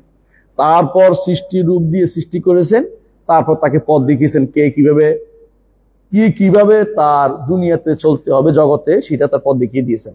আপনি কি বুঝেন? ছোট মাছও বুঝে কোথায় তাকে যেতে হবে, বুঝেন কিনা? একটা মাছ যে জানে যে সাগরে থাকলেও ডিম পাড়তে হবে এসা চাঁদপুরে এসা, সাগরে থাকলেও ডিমটা পাড়তে হবে চাঁদপুরে এসে, বুঝলেন না কথাটা? এরপরে ডিম ছাড়লেও দুনিয়া ভর্তি হয়ে যায়। আপনারা এই ইলিশ মাছ খান, কিন্তু আপনি জানেন যে এটা কিন্তু এই মিঠা পানির মাছ না, কিন্তু আসে মিঠা পানিতে ছেড়ে যায়, তাই না? যেটা তো হচ্ছে তাকেও দেখাই দিয়েছেন কোথায় কি করতে হবে। একটা ছোট বাচ্চা যখন দুনিয়াতে আসে, মায়ের দুধ টানতে হবে, এটা কে শিখাই দিল? একটা ছোট বাচ্চা, ছোট একেবারে বাঘের বাচ্চা, ছোট কাল থেকে সে বুঝতে পারে যে সে কিন্তু অন্য কারো মতো না, তার মধ্যে আলাদা একটা চেতনা তাকে দিয়ে দিয়েছেন আল্লাহ তাআলা। এর অর্থ হচ্ছে প্রত্যেকটি প্রাণীকে আল্লাহ তাআলা বিশেষ ধরনের যে যোগ্যতা দিয়ে তিনি সৃষ্টি করেছেন। এইটাই হচ্ছে জগতের সবকিছু তার জন্য করে তৈরি করে দিয়েছে, তার মতো করে চলার মতো। এইটা আমার রব ছাড়া কেউ করতে পারেনি। যত মানুষ যত চিৎকার করে, মিথ্যা কথা বলে, কিছুই না, কেউ দাবিও করে নাই যে রব। যে দাবি করছিল আল্লাহ তাকে বলছেন ফাআখাযাহুল্লাহু নাকালাল আখিরাতি ওয়াল উলা, আগের এবং পরে যে দাবি করেছে, দুই দাবির কারণে আল্লাহ তাআলা তাকে পাকড়াও করেছেন এবং তাকে ডুবিয়ে মেরেছেন। এবং কেন ডুবিয়ে মেরেছেন? কারণ সে বলছিল এই যে নাহার সমূহ আমার চারপাশে প্রবাহিত, অর্থাৎ তার নাহার বলছে আল্লাহকে, তোর নাহারের দাবির কারণে তোরে ডুবিয়ে মারবো। আল্লাহ তাআলা তাকে সেখানে ডুবিয়ে মার দেখাইছেন তুমি রব হওয়ার কোনো যোগ্যতা নাই, তুমি ডুবে মরে গেছো, কোনো সাঁতরায় উঠতেও পারো নাই, তো তোমার জিনিস যদি হয় তোমার ডুবে মারে ফেললো কেন? হ্যাঁ, সে দাবি করছিল হাযিল আনহারু তাজরি মিন তাহতি, এই যে আমার আশেপাশে নদীগুলো আমার। হ্যাঁ, আল্লাহকে তোর ওটার মধ্যে ডুবাই মারবো, দেখবি কেমন ডুবে মরছে ওটার ভিতরে। এর অর্থ হচ্ছে আল্লাহ ব্যতীত আর কেউ আপনাকে লালন পালন করে না, এবং জগতের প্রত্যেকটি সৃষ্টিকে আল্লাহ নিজ স্বয়ং লালন পালন করেন, এবং এই লালন পালনের দ্বারা যত রকমের নিয়ামত সব তিনি দান করেন। আল্লাহ তাআলা কোরআনে কারীমে বলছেন ওয়ামা মিন দাব্বাতিন ফিল আরদি ইল্লা আলাল্লাহি রিজকুহা, জগতের প্রতিটি প্রাণীর রিজিকের ব্যবস্থা করেন আল্লাহ তাআলা। এই যে দেখেন মাছ, বড় বড় মাছ কি করে, কি করে, কুমিরে মাছ খেয়ে এসে নদীর ধারে এসে পাড়ে উঠে যায়, উঠে হা করে বসে থাকে, দাঁতের ভিতরে আটকিছে, পাখিরা এসে পোকামাকড়া এসে খাচ্ছে, এগুলি খাইয়া তার দাঁত সাফ করে দিচ্ছে। এই সিস্টেমটা আপনি কি চিন্তা করে দেখছেন? অনুরূপভাবে দেখেন একটা প্রাণীকে দেখবেন যে একটা প্রাণী পিঁপড়া খাচ্ছে, পিঁপড়াকে কিছুক্ষণ মরে গেছে, পিঁপড়া আবার এটা খাচ্ছে। সিস্টেমটা কিভাবে করছে আপনি কি এটাকে একটু চিন্তা করে দেখছেন? কত প্রাণী এরকম আছে, প্রত্যেকের রিজিকের ব্যবস্থা আমার রব্বুল আলামিন করেছে। কেউ যদি বলে রিজিকের সিস্টেমটা, আপনি তাকে যদি কোনো বলা হয় একদিনের জন্য শুধুমাত্র মানুষের রিজিক দিতে, সে পারবে না। আর সেখানে দুনিয়ার কত প্রাণী আছে, এই সমস্ত রিজিকের ব্যবস্থা আমার রব্বুল আলামিন করেছেন, কারণ তার নিয়ামত দিয়ে তাদেরকে। এইটা হচ্ছে রব। এই রব এটাকে বলা হয় যা তিনি কি করেন, তিনি লালন পালন করেন। কিভাবে? তিনি সৃষ্টিও করেছেন, মালিকও তিনি, এবং তিনি সব কিছু যোগান দেন, সমস্ত কিছু পরিচালনা করেন, তার ভালো মন্দ হইতে শুরু করে সবকিছু নির্ধারণ করে পরিচালনা করেন। এই জন্য এইটুকু জয় ব্যক্তি বুঝতে পারবে যে আমি এক সময় ছিলাম না, আবার আমাকে রবে আনছে, আমি সবচেয়ে বেশি দুর্বল ছিলাম, আমাকে শক্তিশালী করেছে। আর যে সমস্ত দুনিয়াতে যত প্রাণী আছে এগুলিকে তিনি রিজিক দিয়ে যাচ্ছেন, তো রবকে চিন্তা করার কোনো অসুবিধা হবে না। এটাই তিনি বলছেন যে রব্বি আল্লাহুল্লাযী রব্বানি, আমার রব হচ্ছেন ওই আল্লাহ যিনি আমাকে লালন পালন করেছেন, ও রব্বা জামিআল আলামিন বিনিআমিহি, সমস্ত জগতের সমস্ত সৃষ্টিকে তিনি তার নিয়ামত দিয়ে লালন পালন করেছেন, ওয়া হুয়া মা'বুদি। এবার আসছেন এই যে এতক্ষণ বলছেন তিনি আমার রব, তাই তো? রব আমরা বলছি কি লাগবে? রব হচ্ছে তিনি হচ্ছেন, তার নাম আছে, গুণ আছে, কর্ম আছে। তো রবকে চিনলাম যে তিনি নাম, গুণ, কর্মের অধিকারী যে সত্তা এবং যিনি আমাকে সবকিছু দিচ্ছেন, ইনি হচ্ছেন রব। আমার কি কাজ? এটা তিনি বলছেন ওয়া হুয়া মা'বুদি, তিনি আমার মাবুদ, তিনি আমার মাবুদ, তিনি আমার উপাস্য। এই যে মাবুদি অর্থ হচ্ছে ইলাহি, তিনি আমার ইলাহ। বুঝতে পারছো কথাটা? অর্থাৎ যখন তাকে রব মানছি তখন তাকে তার ইবাদত আমাকে করতেই হবে, যখন তাকে রব মানছি তার ইবাদত আমাকে করতে হবে। দেখুন আল্লাহ তাআলা এইটার জন্যই আল্লাহকে চিনানো এবং আল্লাহর ইবাদত করানো। একমাত্র আল্লাহকে আল্লাহর ইবাদত করবে যে ব্যক্তি, একমাত্র আল্লাহর ইবাদত করতে পারবে সে আল্লাহকে চিনেই তো করবে। এই জন্য সমস্ত নবী রাসূলদেরকে আল্লাহ তাআলা এই জিনিসটার জন্য পাঠিয়েছেন। আল্লাহ বলে দিয়েছেন, আল্লাহ তাআলা সূরা আম্বিয়ার 25 নম্বর আয়াতে বলেছেন, ওয়ামা আরসালনা মিন ক্বাবলিকা মির রাসূলিন ইল্লা নুহি ইলাইহি আন্নাহু লা ইলাহা ইল্লা আনা। আপনার পূর্বে যত রকমের রাসূল পাঠিয়েছি, নবী রাসূল পাঠিয়েছি, সবাইকে শুধু এই একটি নির্দেশ দিয়ে পাঠিয়েছি যে লা ইলাহা ইল্লা আনা, আমি ব্যতীত আর কোনো ইলাহ নেই, আর কোনো মাবুদ নেই, কারো উপাসনা করা যাবে না। এখানে রব নাই এটা না, রব মানো সবাই মানতো, অর্থাৎ মাবুদ আর কেউ নাই এটা বলার জন্য। যেহেতু আপনি জানছেন যে আপনার রব হচ্ছেন আল্লাহ, যিনি আপনাকে রিজিক দেন, নিয়ামত দেন, তিনি আপনার সৃষ্টি করেছেন, যিনি আপনাকে মালিক, যিনি আপনার সমস্ত চাওয়া যিনি দিচ্ছেন, আপনার কি কাজ? আপনি কি বাস বুঝলে হবে না? আপনি তার ইবাদত করতে হবে। এটাই হচ্ছে লা ইলাহা ইল্লা আনা ফা'বুদুন, একমাত্র আল্লাহরই ইবাদত করতে হবে, একমাত্র আল্লাহরই ইবাদত করতে হবে। এটা হচ্ছে। আবার আল্লাহ তাআলা অন্য আয়াতে সূরা বাইয়িনার 5 নম্বর আয়াতে বলেছেন, ওয়ামা উমিরু ইল্লা লিয়াবুদুল্লাহ মুখলিসিন লাহুদ্দিন হুনাফা ওয়া ইউকিমুস সালাতা ওয়া ইউতুজ যাকাতা ওয়া যালিকা দীনুল কাইয়্যিমা।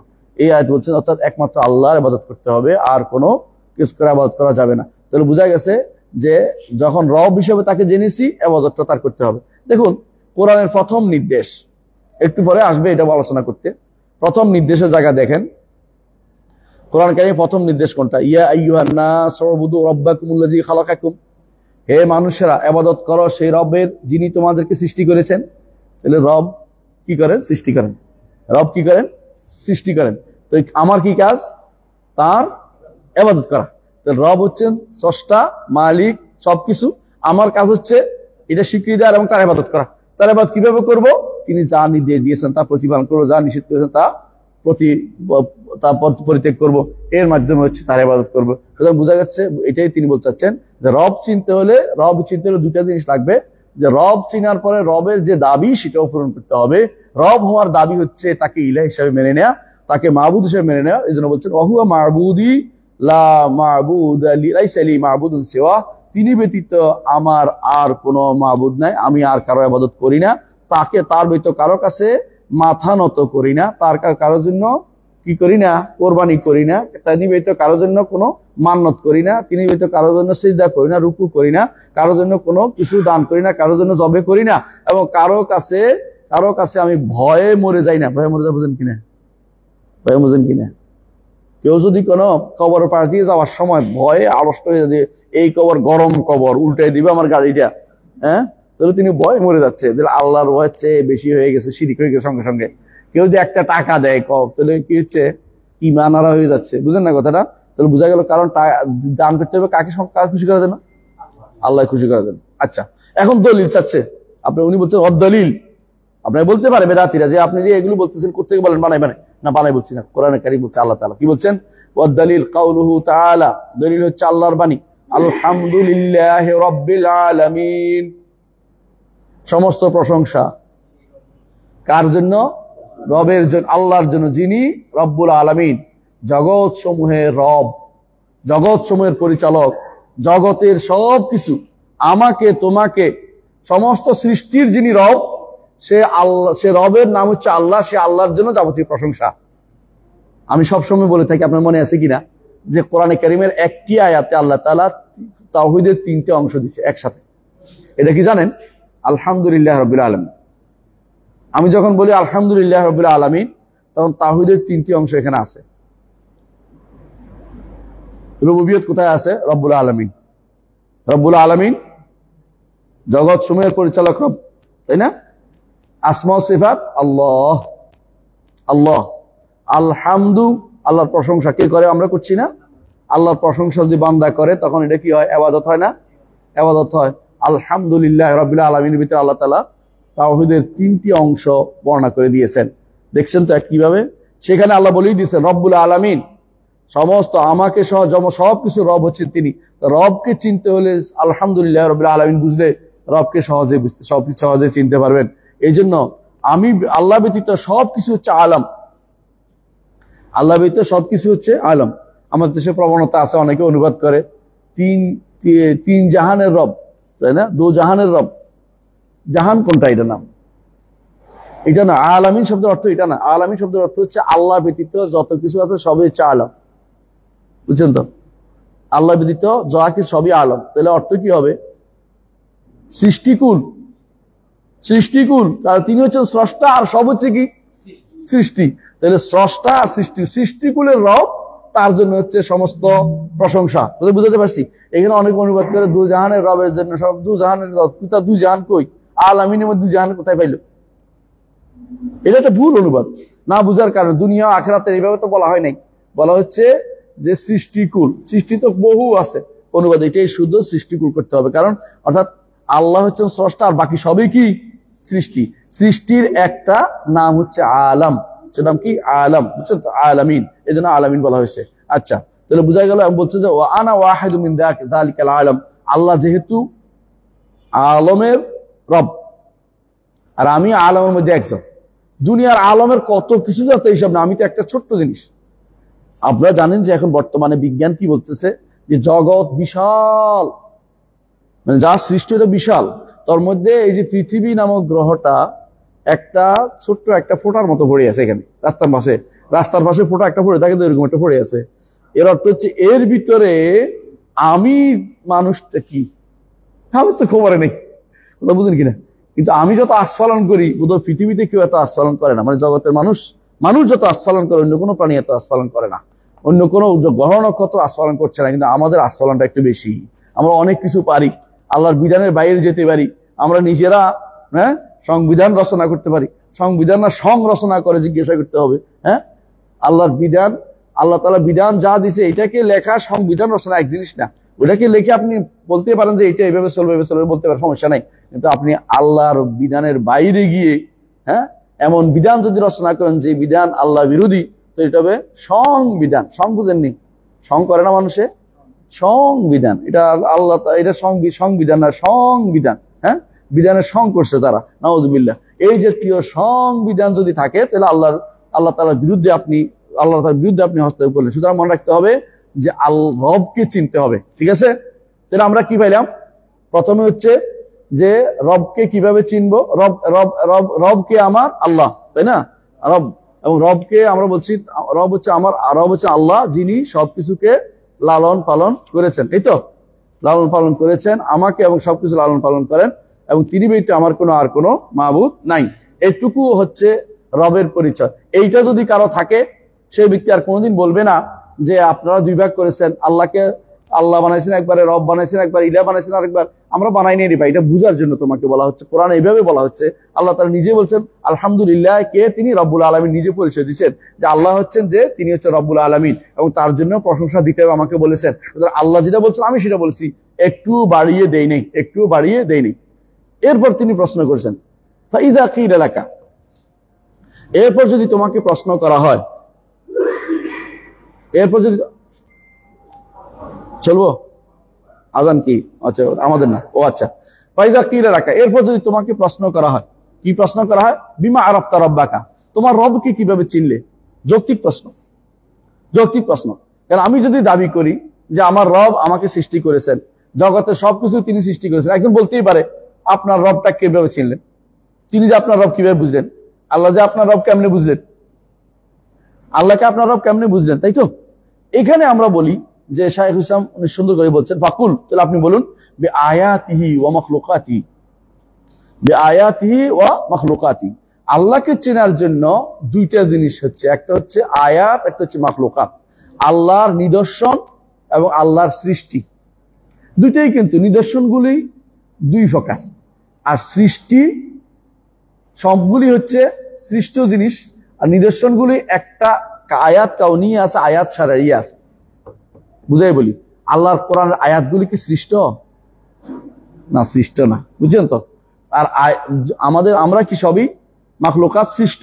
তাহলে এই জন্য তিনি বলছেন আয়াতি ও মাখলুকাতিহি, আল্লাহকে চিনতে হলে আমার দুইটা জিনিস আছে, একটা হচ্ছে বড় বড় নিদর্শন দিয়ে শিখছি, নিদর্শনগুলো সৃষ্ট, যেমন পাহাড় পর্বত আসমান জমি যত আছে এগুলি কি অবশ্যই নিদর্শন, হ্যাঁ, রাত দিন চাঁদ সূর্য এগুলো নিদর্শন, কিন্তু আমিও তো সৃষ্ট, ওগুলিও সৃষ্ট, কিন্তু ওগুলি বড় নিদর্শন কেন?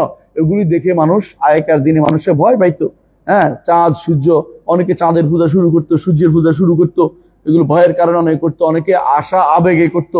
তো এগুলি সবই, এগুলি দিয়ে আমার রবকে চিনছি। আল্লাহকে চিনতে হলে সিস্টেমটা কি বলেন তো? বর্তমানে দেখবেন অনেকেই যারা বিশেষ করে মোটিভেশনাল স্পিকার, মোটিভেশনাল যারা কাজ করে, মোটিভেশন নিয়ে বই লেখে না, অনেকে প্যারাডক্সিক্যাল, এটা প্যারাডক্সিক্যাল দিয়ে, প্যারাডক্সিক মানে হচ্ছে, ডক্সিক মানে হচ্ছে এরকম কোনো কিছু ইয়া দিয়ে, যুক্তি দিয়ে কোনো কিছু বুঝানো, বুঝছেন তো?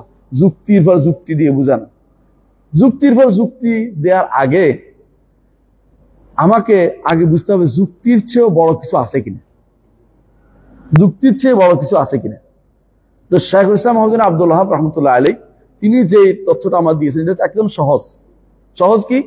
আল্লাহকে চিনতে হলে বাইরের দিকে তাকাও, বাইরের দিকে তাকাও, একেবারে সহজে বুঝতে পারবেন। একটা ফুল যে ফুটে, ফুলটা কার জন্য ফুটে বলেন তো? নিজের জন্য না আপনার জন্য? এটা কে ফুটাইলো? আমার রব। এই যে জগতে যত খাবারের ব্যবস্থা হয়েছে, এগুলিকে ও খাবার যে গাছের জন্য না আপনার জন্য? আপনার জন্য। আপনার জন্য জমিনে যা আছে সবগুলিকে তোমাদের জন্য সৃষ্টি করেছে। খেয়াল করেন জিনিসটা। আপনি নিজে গাছ কেটে এটা বানাচ্ছেন, ওইটা বানাচ্ছেন, পাথর কেটে বাড়ি বানাচ্ছেন, ওইটা বলছেন, ওইটা করতেছেন। এখন তারা যদি বলতো না, পাথর যদি বলতো আমিও একটা সৃষ্টি, তোমায় দিব না আমি তোমাকে, তাহলে কিন্তু আপনার খবর হয়ে যেত। ধান গাছ যদি বলতো যে সাবধান, আমি কিন্তু দান, আমি কিন্তু তোমার কাছে যাবো না, তাহলে আপনি এটা ঝগড়াকে মারামারি করতে হতো একটা জিনিসের জন্য। কিন্তু আল্লাহ আপনার জন্য সৃষ্টি করেছেন বলে তাহলে কি করেছেন? এটার জন্য আপনার নিয়োজিত করে দিয়েছেন। বুঝলেন না কথাটা? সূর্য যদি বলতো যে আমি কিন্তু তোমাদেরকে আলো দিব না, চাঁদ যদি বলতো যে আমি কিন্তু আলো দিব না, হ্যাঁ, রাত দিন বলতো আমি রাত থেকে যেতাম, ইলা ইয়াউমিল কিয়ামা মান ইলাহুন গায়রুল্লাহি ইয়াতিকুম বিলাইলিন তাসকুনা ফি, দিন যদি আসতে বলি করে আমি আর দিন রাত হব না, আপনি কি পারতেন থাকতে? পারতেন না। এই জন্য অর্থ হচ্ছে মাখলুকাতের দিকে তাকালে দুই ধরনের জিনিস আপনি পাবেন। একটা হচ্ছে বিশাল এই সৃষ্টি আমার জন্য আল্লাহ সুন্দরভাবে নিয়োজিত করে দিয়েছেন, এবং এটা প্রমাণ করে যে আমাকে তিনি তারবিয়ত দিচ্ছেন, লালন পালন করছেন এমন কিছু দিয়ে যেগুলি আমার নাগালের ভিতর নয়, কিন্তু আমার জন্য ব্যবস্থাপনা করে রাখছেন।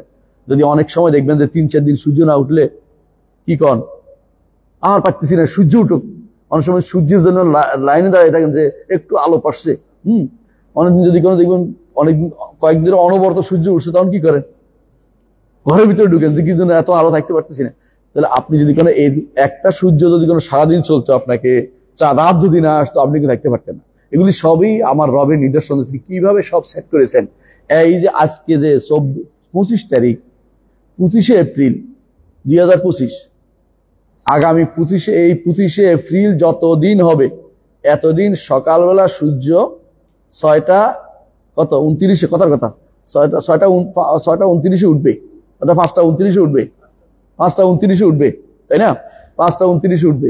এইটা কি 1 মিনিটের দিক সেদিক হয়? 1 সেকেন্ড হয় না। এত সুন্দর করে ফিট করার জিনিসটা আপনি কি বদলাইতে পারবেন? তো বুঝেন না কেন যে এটা কেউ না কেউ করেছে, এটা কোনো হযবরল কাজ না, হযবরল কাজ হইতে পারে না। এই জিনিসটাই শাইখুল ইসলাম মওলানা আব্দুল ওয়াহাব রাহমাতুল্লাহ সহজে বলে দিয়েছেন, মাখলুকাতের দিকে তাকাও, সৃষ্টি জগতের দিকে তাকাও, আল্লাহর বড় বড় নিদর্শন দিকে তাকাও, নিচে দেখো উপরে দেখো, নিচে উপরে দেখো, এর থেকে তোমার আল্লাহর কথা মনে হবে এগুলি এমনি এমনি হয় নাই, এগুলি হঠাৎ করে হয়ে যায় নাই, এগুলি কাকতালীয় বলে তথাকথিত শব্দ ব্যবহার করা যাবে না, এগুলি এমনি হয় নাই, এগুলি আমার রবের পক্ষ থেকে স্পষ্ট করে আমার জন্য নিয়োজিত করা হয়েছে, এই জন্য এগুলি হচ্ছে। কথা বুঝতে পারছি? এগুলিকে কোনোভাবেই ইগনোর করা, এগুলি দিয়ে আমার রবকে আমি চিনতে পেরেছি। যখনই আমি তা ভালো করে তাকাই কোনো কিছুর দিকে, তখনই মনে হয় সুবহানাল্লাহ, এই এত সুন্দর করে এত এত এত করে এত সুশোভিত করে আমার রব সৃষ্টি করেছেন এবং সবই আমার জন্য করেছেন, সৃষ্টি জগতের জন্য করেছেন। এটা আর কেউ দ্বারা হইতে পারে না। কোনো কিছু সবকিছু একমুখী যে আমার উপকারার্থে করেছেন, জগতের সবকিছু। যেমন পানিতে কত কিছু আল্লাহ রেখেছেন, পানিতে কত কিছু আল্লাহ রেখেছেন এবং এগুলোকে আবার হালালও করে দিয়েছেন। পানির গুলো, ডাঙ্গার গুলো এক একটা হালাল, কিছু হালাল করেছেন যেগুলো উপকারী, যেগুলো উপকারী নয় তিনি জানেন, তিনি সেগুলিকে আমাদের জন্য হারাম করে দিয়েছেন, পরীক্ষামূলক করে রেখেছেন, খাই কি খাই না দেখার জন্য। তাহলে বোঝা গেল সবই আমার জন্য, কিন্তু আমি তো বুঝতে তার জন্য হতে পারি নাই। আমি যদি তার জন্য হই তাহলে অবশ্যই আল্লাহ তাআলা আমাকে জান্নাত দিবেন। আর যদি আমি এত কিছু দেখার পরে ঈমান না আনতে পারি তো এটা আমার জন্য দুর্ভাগ্য। আমার চোখে সেটা পড়তেছে না। এই জন্য আল্লাহ তাআলা কোরআনে কারীম বলেছেন যে কাইয়্যিম মিন আয়াতিন ইয়ামুরুনা আলাইহা, অত নিদর্শন আছে এগুলি দিয়ে তারা চলাফেরা করে, কিন্তু এগুলি তাদের মধ্যে কোনো মনে দাগ কাটে না, কারণ এগুলি দিয়ে উপকৃত হতে পারে না। আর ঈমানদার প্রত্যেকটা জিনিসে দেখে যে আমার রবের কারসাজি কি। এই জন্য কবি বলতেছেন তাআম্মাল সুতুরাল কায়নাত ফা ইন্নাহা মিনাল মালিকিল আলা ইলাইকা রাসাইল, তুমি জগতের প্রত্যেকটি সত্ত্বে দেখো রব্বুল আলামিনের পক্ষ থেকে তোমার জন্য সেখানে একটা চিঠি আছে যে আমি তোমার জন্য সৃষ্টি করেছি, বান্দা তুমি দেখো এগুলো তোমার কাজে লাগবে। ফাকাদ খুত্তা ফিহা লাউ তাআম্মালতা খাত্তাহা, এই চিঠির মধ্যে দাগ দেওয়া হয়েছে যে দাগে তুমি বুঝতে পারবে। আলা কুল্লু শাইইন মা খালাল্লাহু বাতিলু, জগতের সবকিছু আল্লাহ ব্যতীত কোনো বস আর কোনো স্রষ্টা নেই, তিনি ব্যতীত আর কোনো রব নাই, এটা পরিচয় দিচ্ছে। এই জগতের প্রত্যেকটি জিনিস আমাকে পরিচয় করে দিচ্ছে আল্লাহ ব্যতীত আর কোনো রব নাই, তিনি শুধুমাত্র এই রবুবিয়তে তিনি দায়িত্ব দিচ্ছে। সেটাই আমি শুনি, যেটা আমি বলছিলাম ভুলে গেছি, সেটা কি তিনি শুধুমাত্র রব যার কথা আমি শুনি চলি। যেটা বলছিলাম সেটা হচ্ছে আল্লাহকে তো চিনি নাই, তাই না? আল্লাহকে দেখি নাই, আল্লাহর মতো কাউকে দেখছি? আল্লাহ বলছে হাল তাআলামু লাহু সামিয়া, তার মতো কিছু আছে নাকি? নাই, তার মতো কাউকে দেখি নাই। তাহলে বাকি রইল তাকে চিনতে হলে কিভাবে চিনতে হবে? নাম গুণ দিয়ে এবং কর্ম দিয়ে চিনতে হবে। নাম গুণ কর্ম কে বর্ণনা করেছে? নবী রাসূলরা বর্ণনা করেছে। তাহলে আমাদেরকে নির্ভর করতে হবে ওয়াহির উপরে সবচেয়ে বেশি।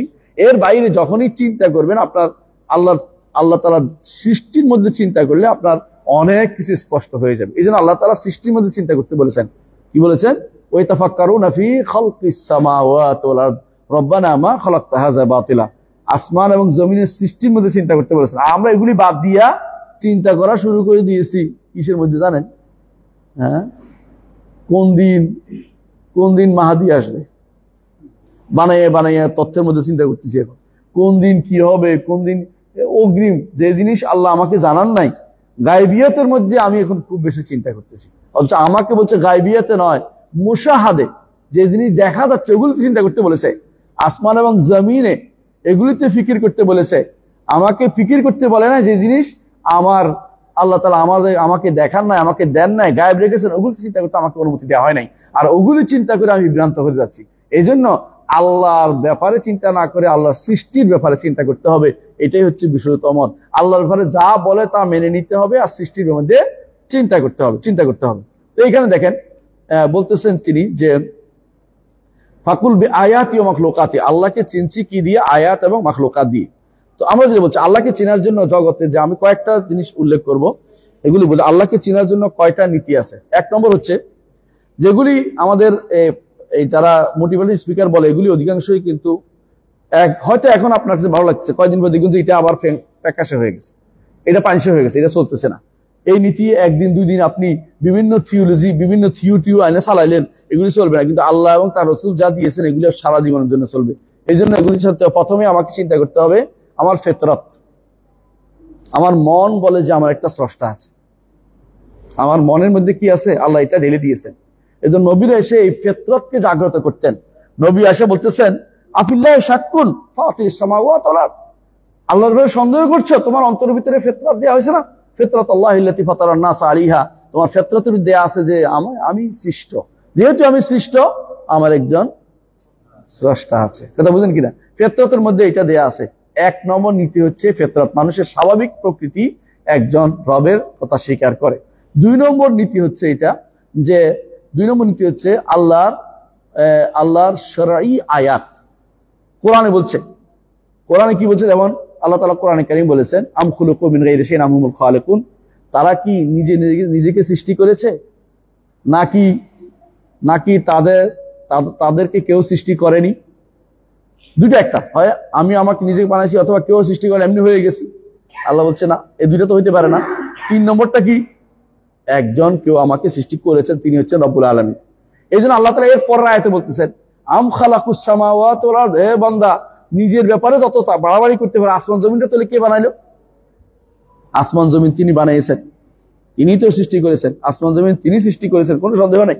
তাহলে এরপর বড়টা দেখিয়েছেন, এই যে আয়াত দেখাইছেন আল্লাহ তাআলা কোরআনে কারীমে, তখন বোঝা গেল যে আল্লাহর আয়াত শারঈয়া, শরীয়তে কোরআন এবং সুন্নাহ যে সমস্ত নির্দেশনা আসছে, এইগুলো দিয়ে আমি রবকে চিনতে পারি। 3 নম্বর হচ্ছে আয়াত কাউনিয়া। আয়াত কাউনিয়া কি? প্রাকৃতিক বিভিন্ন জিনিস আপনি দেখে দেখে দিন দিন প্রতিদিন বলবেন যে এগুলি এমনি হয় নাই।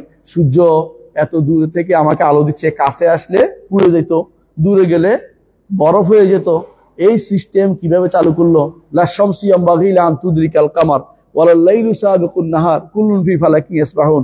সূর্য চাঁদের কাছাকাছি কখনো একটা একটারে পেয়ে বসে না, একটা দূরে, একটা প্রত্যেকটি তার কক্ষপথে ঘুরে বেড়াচ্ছে। এই কক্ষপথে ঘুরা এটা এমন জিনিস যে একটার সাথে একটা ধাক্কা লাগতেছে না। সৌরজগতে কি জিনিস একটা দুইটা? কোটি কোটি কোটি কোটি কোটি, এগুলি একটা প্রত্যেকটা তার পথে ঘুরতেছে। এগুলি কি প্রমাণ করে যে আমার এখানে কেউ একজন পরিচালক আছেন। তাহলে কয়টা গেল? 3 নম্বর গেল। 4 নম্বর হচ্ছে যে মানুষের বিবেক, স্বাভাবিক বিবেক। একজন বেদুইন যাচ্ছিল রাস্তা দিয়ে, যাওয়ার সময় তাকে একজন জিজ্ঞাসা করছে, এই তোমার রবকে চিনো? বলে চিনি। কিভাবে চিনছো? চিনছি, এই যে পায়ের দাগ দেখি বুঝছি যে একটা মানুষ গেছে, ওটের বিষটা দেখি বুঝছি যে ওট গেছে। তাহলে বিশাল আসমান জমিন এগুলি দেখে বুঝছি যে এখানে কোনো একটা স্রষ্টা আছে। বেদুইন বুঝতে পারে তার বিবেক দিয়ে, বিবেকের দিয়ে মানুষ বুঝতে পারে। অনেক সুন্দর সুন্দর যে সমস্ত অনেক আরো কিছু উদাহরণ দিচ্ছি, জগতের সৃষ্টি নৈপুণ্য সবকিছু নিপুণ সৃষ্টি এবং সুন্দর সৃষ্টি, এগুলিও কিন্তু আপনার আল্লাহর প্রতি আপনাকে পথ দেখাচ্ছে। এটা 5টা বলছি। 6 নম্বর হচ্ছে আপনাকে পথ দেখাচ্ছে মুজিজাত। নবীরা যে সমস্ত মুজিজা নিয়ে আসছেন, এগুলি প্রমাণ করে যে এমনি এমনি এগুলি দিতে পারে না যদি আল্লাহ যদি তাকে সাহায্য না করতো। হ্যাঁ, রাসূলুল্লাহ সাল্লাল্লাহু আলাইহি ওয়াসাল্লাম যে সমস্ত মুজিজা আপনি জানেন, আসমানে আঙ্গুল দিয়ে ইঙ্গিত করে কি করছেন? চাঁদ 2 ভাগ করে দিয়েছেন। এই যে 2 ভাগ করা নবী করতে পারছেন, আপনি করতে পারবেন? এর অর্থ হচ্ছে এটা আল্লাহর পক্ষ থেকে, যিনি তাকে পাঠিয়েছে তার পক্ষ থেকে সাহায্য প্রাপ্ত করেছে। সুতরাং অবশ্যই রব আছেন, তাই না? আর একটি হচ্ছে 7 নম্বর হচ্ছে যে ইজমাউল উমাম, সমস্ত জাতি এই ব্যাপারে, কোন জাতি পুরোপুরি নাস্তিক নাই। নাস্তিকতা মানুষ কম কিন্তু তাদের স্বর বেশি, বুঝছেন কিনা? বাংলাদেশে নাস্তিক সংখ্যা কম কিন্তু কথা বেশি, নাস্তিকদের ক্ষমতা বেশি দেখায়। কিন্তু জাতিসমূহ পুরো নাস্তিক জাতি কোথাও একটা পাওয়া যায় না এই পর্যন্ত। এর অর্থ হচ্ছে সমস্ত জাতি একটা রবকে স্বীকার করে, আল্লাহর ইবাদত করে না করে পরের কথা। তো রবকে পাইতে জানতে হলে, আল্লাহকে চিনতে হলে আমাদেরকে অনেকগুলো 7টা আমি বলেছি, এর মধ্যে আমাদের শেখ মাত্র 2টা বলেছেন। একটা হচ্ছে আয়াত দিয়ে, মাখলুকাত দিয়ে, যে সবচেয়ে কাছে যে কোনো মানুষ আল্লাহ, যে কোনো ইমানদার তার 2টা দিয়ে আল্লাহকে চিনতে পারে। একটা হচ্ছে আল্লাহর আয়াত শারঈয়া কি? কোরআন দিয়ে আল্লাহ তাআলা চ্যালেঞ্জ করেছেন যে এর মতো কিছু আনতে পারেন। অর্থ হচ্ছে আল্লাহর বাণী। আবার আয়াত কাউনিয়া আছে, প্রাকৃতিক নিদর্শন দিয়ে, এইটা দিয়ে 2টা দিয়ে আমরা আল্লাহকে চিনতে পারি। এরপর তিনি দলিল দিচ্ছেন, আয়াতের মধ্যে আছে, আল্লাহর নিদর্শনের মধ্যে আছে লাইল ওয়ান নাহার, শামসু ওয়াল কামার, রাত দিন, চাঁদ সূর্য, এগুলো হচ্ছে কি আল্লাহর নিদর্শন। শেষ হয়ে যাবে। হ্যাঁ, এক মিনিট 2 মিনিট পরে। হ্যাঁ, ওমিন আয়াতিল লাইলু ওয়ান নাহার ওয়াশ শামসু ওয়াল কামার। আয়াত হচ্ছে আল্লাহর নিদর্শনের মধ্যে 2টা উদাহরণ দিয়েছে, লাইল ওয়ান নাহার, রাত দিন, এবং চাঁদ সূর্য, এটা আল্লাহর নিদর্শন। আবার মাখলুকাতের উদাহরণ দিচ্ছেন, 7 আসমান 7 জমিন, এর মধ্যে যা আছে সবই তো মাখলুকাত। এগুলি কেন এগুলিকে আয়াত বলছে, এগুলি মাখলুকাত বলছে, এগুলি ইনশাআল্লাহ আদানের পরে আলোচনা করবো। আল্লাহ দিতে পারেন, ঠিক আছে? দেন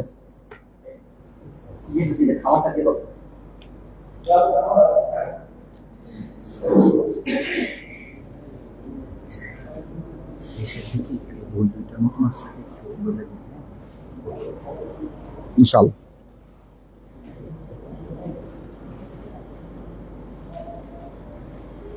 ঝটপট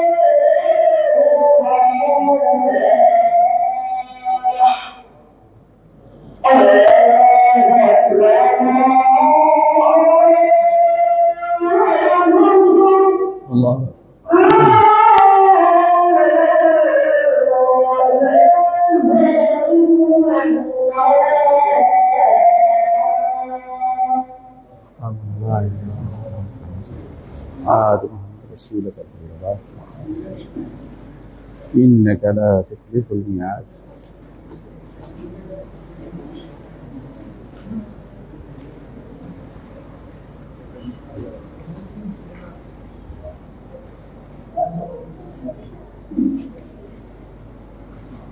আলহামদুলিল্লাহ বলছিলাম সেটা বলি যে আল্লাহ তাআলার নিদর্শনের মধ্যে আছে রাত দিন।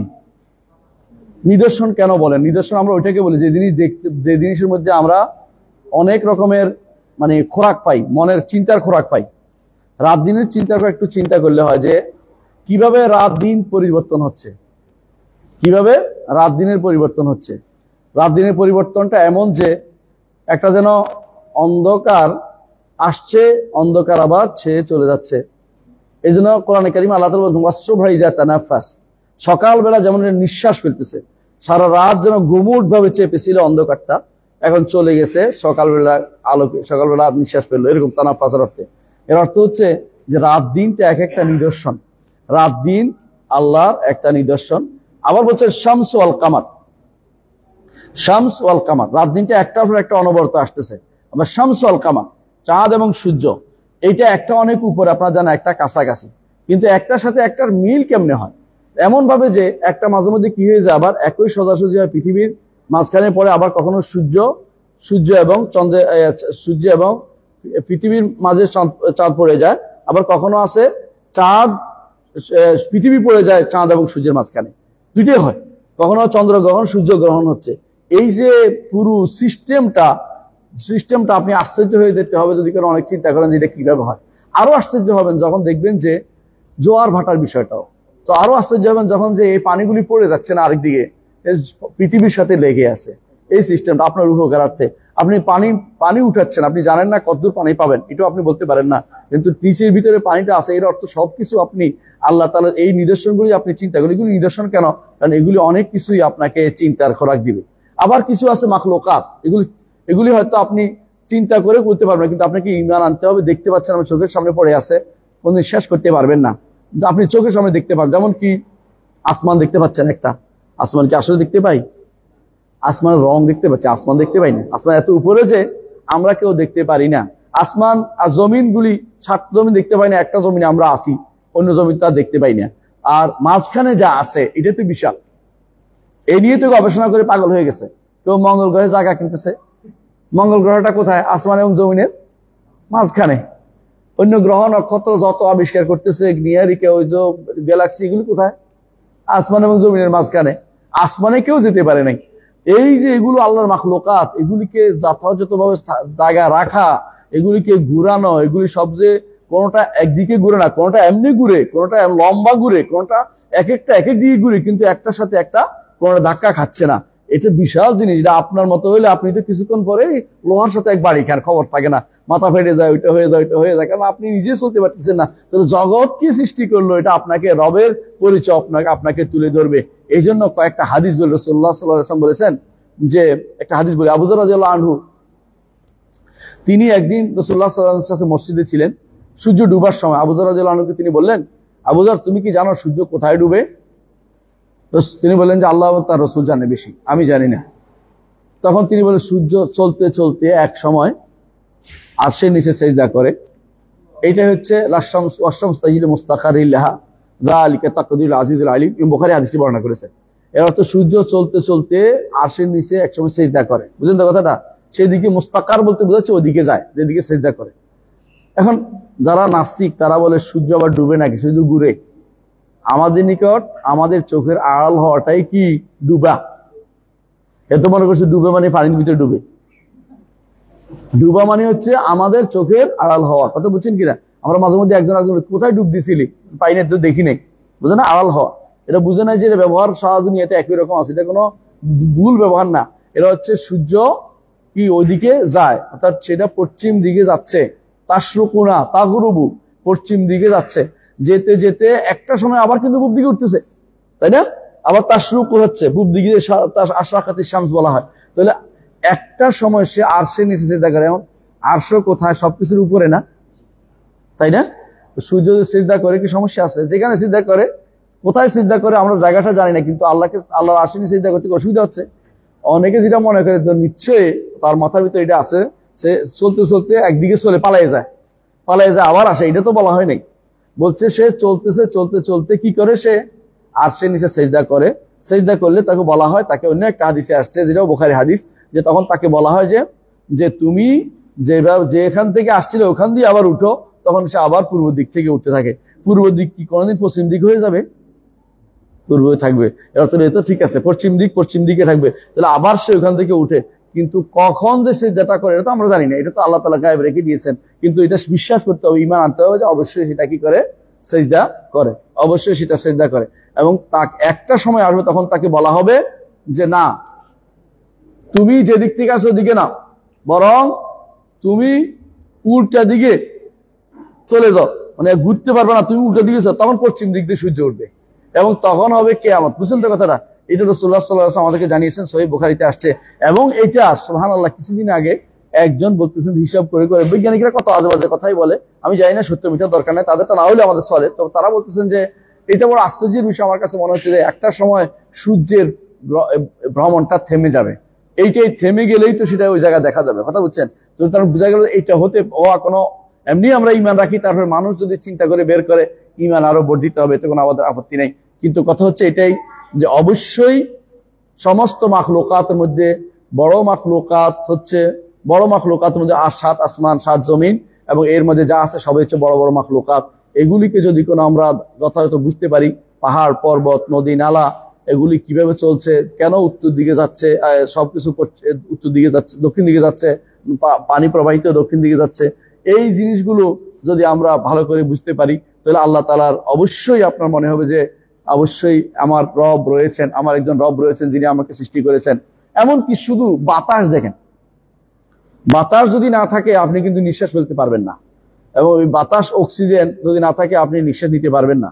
এই জন্য এই অক্সিজেনের ব্যবস্থা করার জন্য তিনি আল্লাহ তাআলা ব্যবস্থা করে দিয়েছেন, গাছের ব্যবস্থা করে দিয়েছেন, অক্সিজেন যেন কিনতে না হয়। যে জিনিস বেশি দরকার মানুষের, সেই জিনিস বেশি পরিমাণে ব্যবস্থা করে দিয়েছেন। আর যে জিনিস কম দরকার সেটা মূল্য বাড়িয়ে দিয়েছেন। স্বর্ণ মানুষে এত বেশি খাইতেও পারে না, কাজও লাগে না, বাড়িও বানায় না। স্বর্ণ শুধুমাত্র অকিষাণ লিভার, এই জন্য দামও বেশি। কিন্তু লোহা, সেই তুলনায় লোহার দাম অনেক কম। আপনি 1 টন কিনতে পারবেন যদি, এক ভরি স্বর্ণ কত? 1 ভরি স্বর্ণ 4 লাখের মতো নাকি 3 লাখ, 1.5 লাখের মতো। এই 1.5 লাখ দিয়ে আপনি 2 টন স্বর্ণ কিনতে পারবেন, রড কিনতে পারবেন। তো বোঝা গেল যেটা বেশি দরকার আল্লাহ তাআলা সহজ করে দিয়েছেন। যেহেতু প্রতি মুহূর্তে আমাদের অক্সিজেন দরকার, সেজন্য এটাকে নিচে দিয়ে দিয়েছেন। উপরে যদি উঠেন, উপরে কিন্তু অক্সিজেন পাবেন না, উপরে তো অক্সিজেন না, এটা আল্লাহ বলে দিচ্ছে। কোথায় বলছে? যে কান্নামা ইয়াসআদু ফিস-সামা, নিঃশ্বাস ফেলতে পারে না, যেন উপরের দিকে উঠতেছে। কোরআন কারীম আল্লাহ বলছে এর অর্থ উপরে কোনো অক্সিজেন নাই, উপরের জন্য এই অক্সিজেন নিয়ে বাক্স নিয়ে যাইতে হয়। যারা বলে যে বিভিন্ন উপরে যাচ্ছে, ওরা কি করে অক্সিজেন বাক্স নিয়ে যায়, অক্সিজেন বাক্স নিয়ে আর কয়দিন আপনি চলবেন? এর অর্থ হচ্ছে আল্লাহ তাআলা এটাকে সহজ করে। এটা হচ্ছে আমাদের সংক্ষিপ্ত কথা। ইনশাআল্লাহ আগামী ক্লাসে আমরা এই আয়াতগুলির দলিল নিয়ে আলোচনা করবো, যে এগুলি কিভাবে রবুবিয়তের প্রমাণ হিসাবে এই আসমান জমিন এবং চাঁদ সূর্য গ্রহ নক্ষত্র এগুলি আসমান জমিনের আমাদের আল্লাহর আল্লাহ যে রব, এটা প্রমাণ হিসেবে কিভাবে প্রতিষ্ঠিত হবে, আগামী ক্লাসে ইনশাআল্লাহ এগুলি আলোচনা করবো। সুবহানাকাল্লাহি ওয়া বিহামদিকা, আশহাদু আল্লা ইলাহা ইল্লা আনতা, আস্তাগফিরুকা ওয়া আতুবু ইলাইক।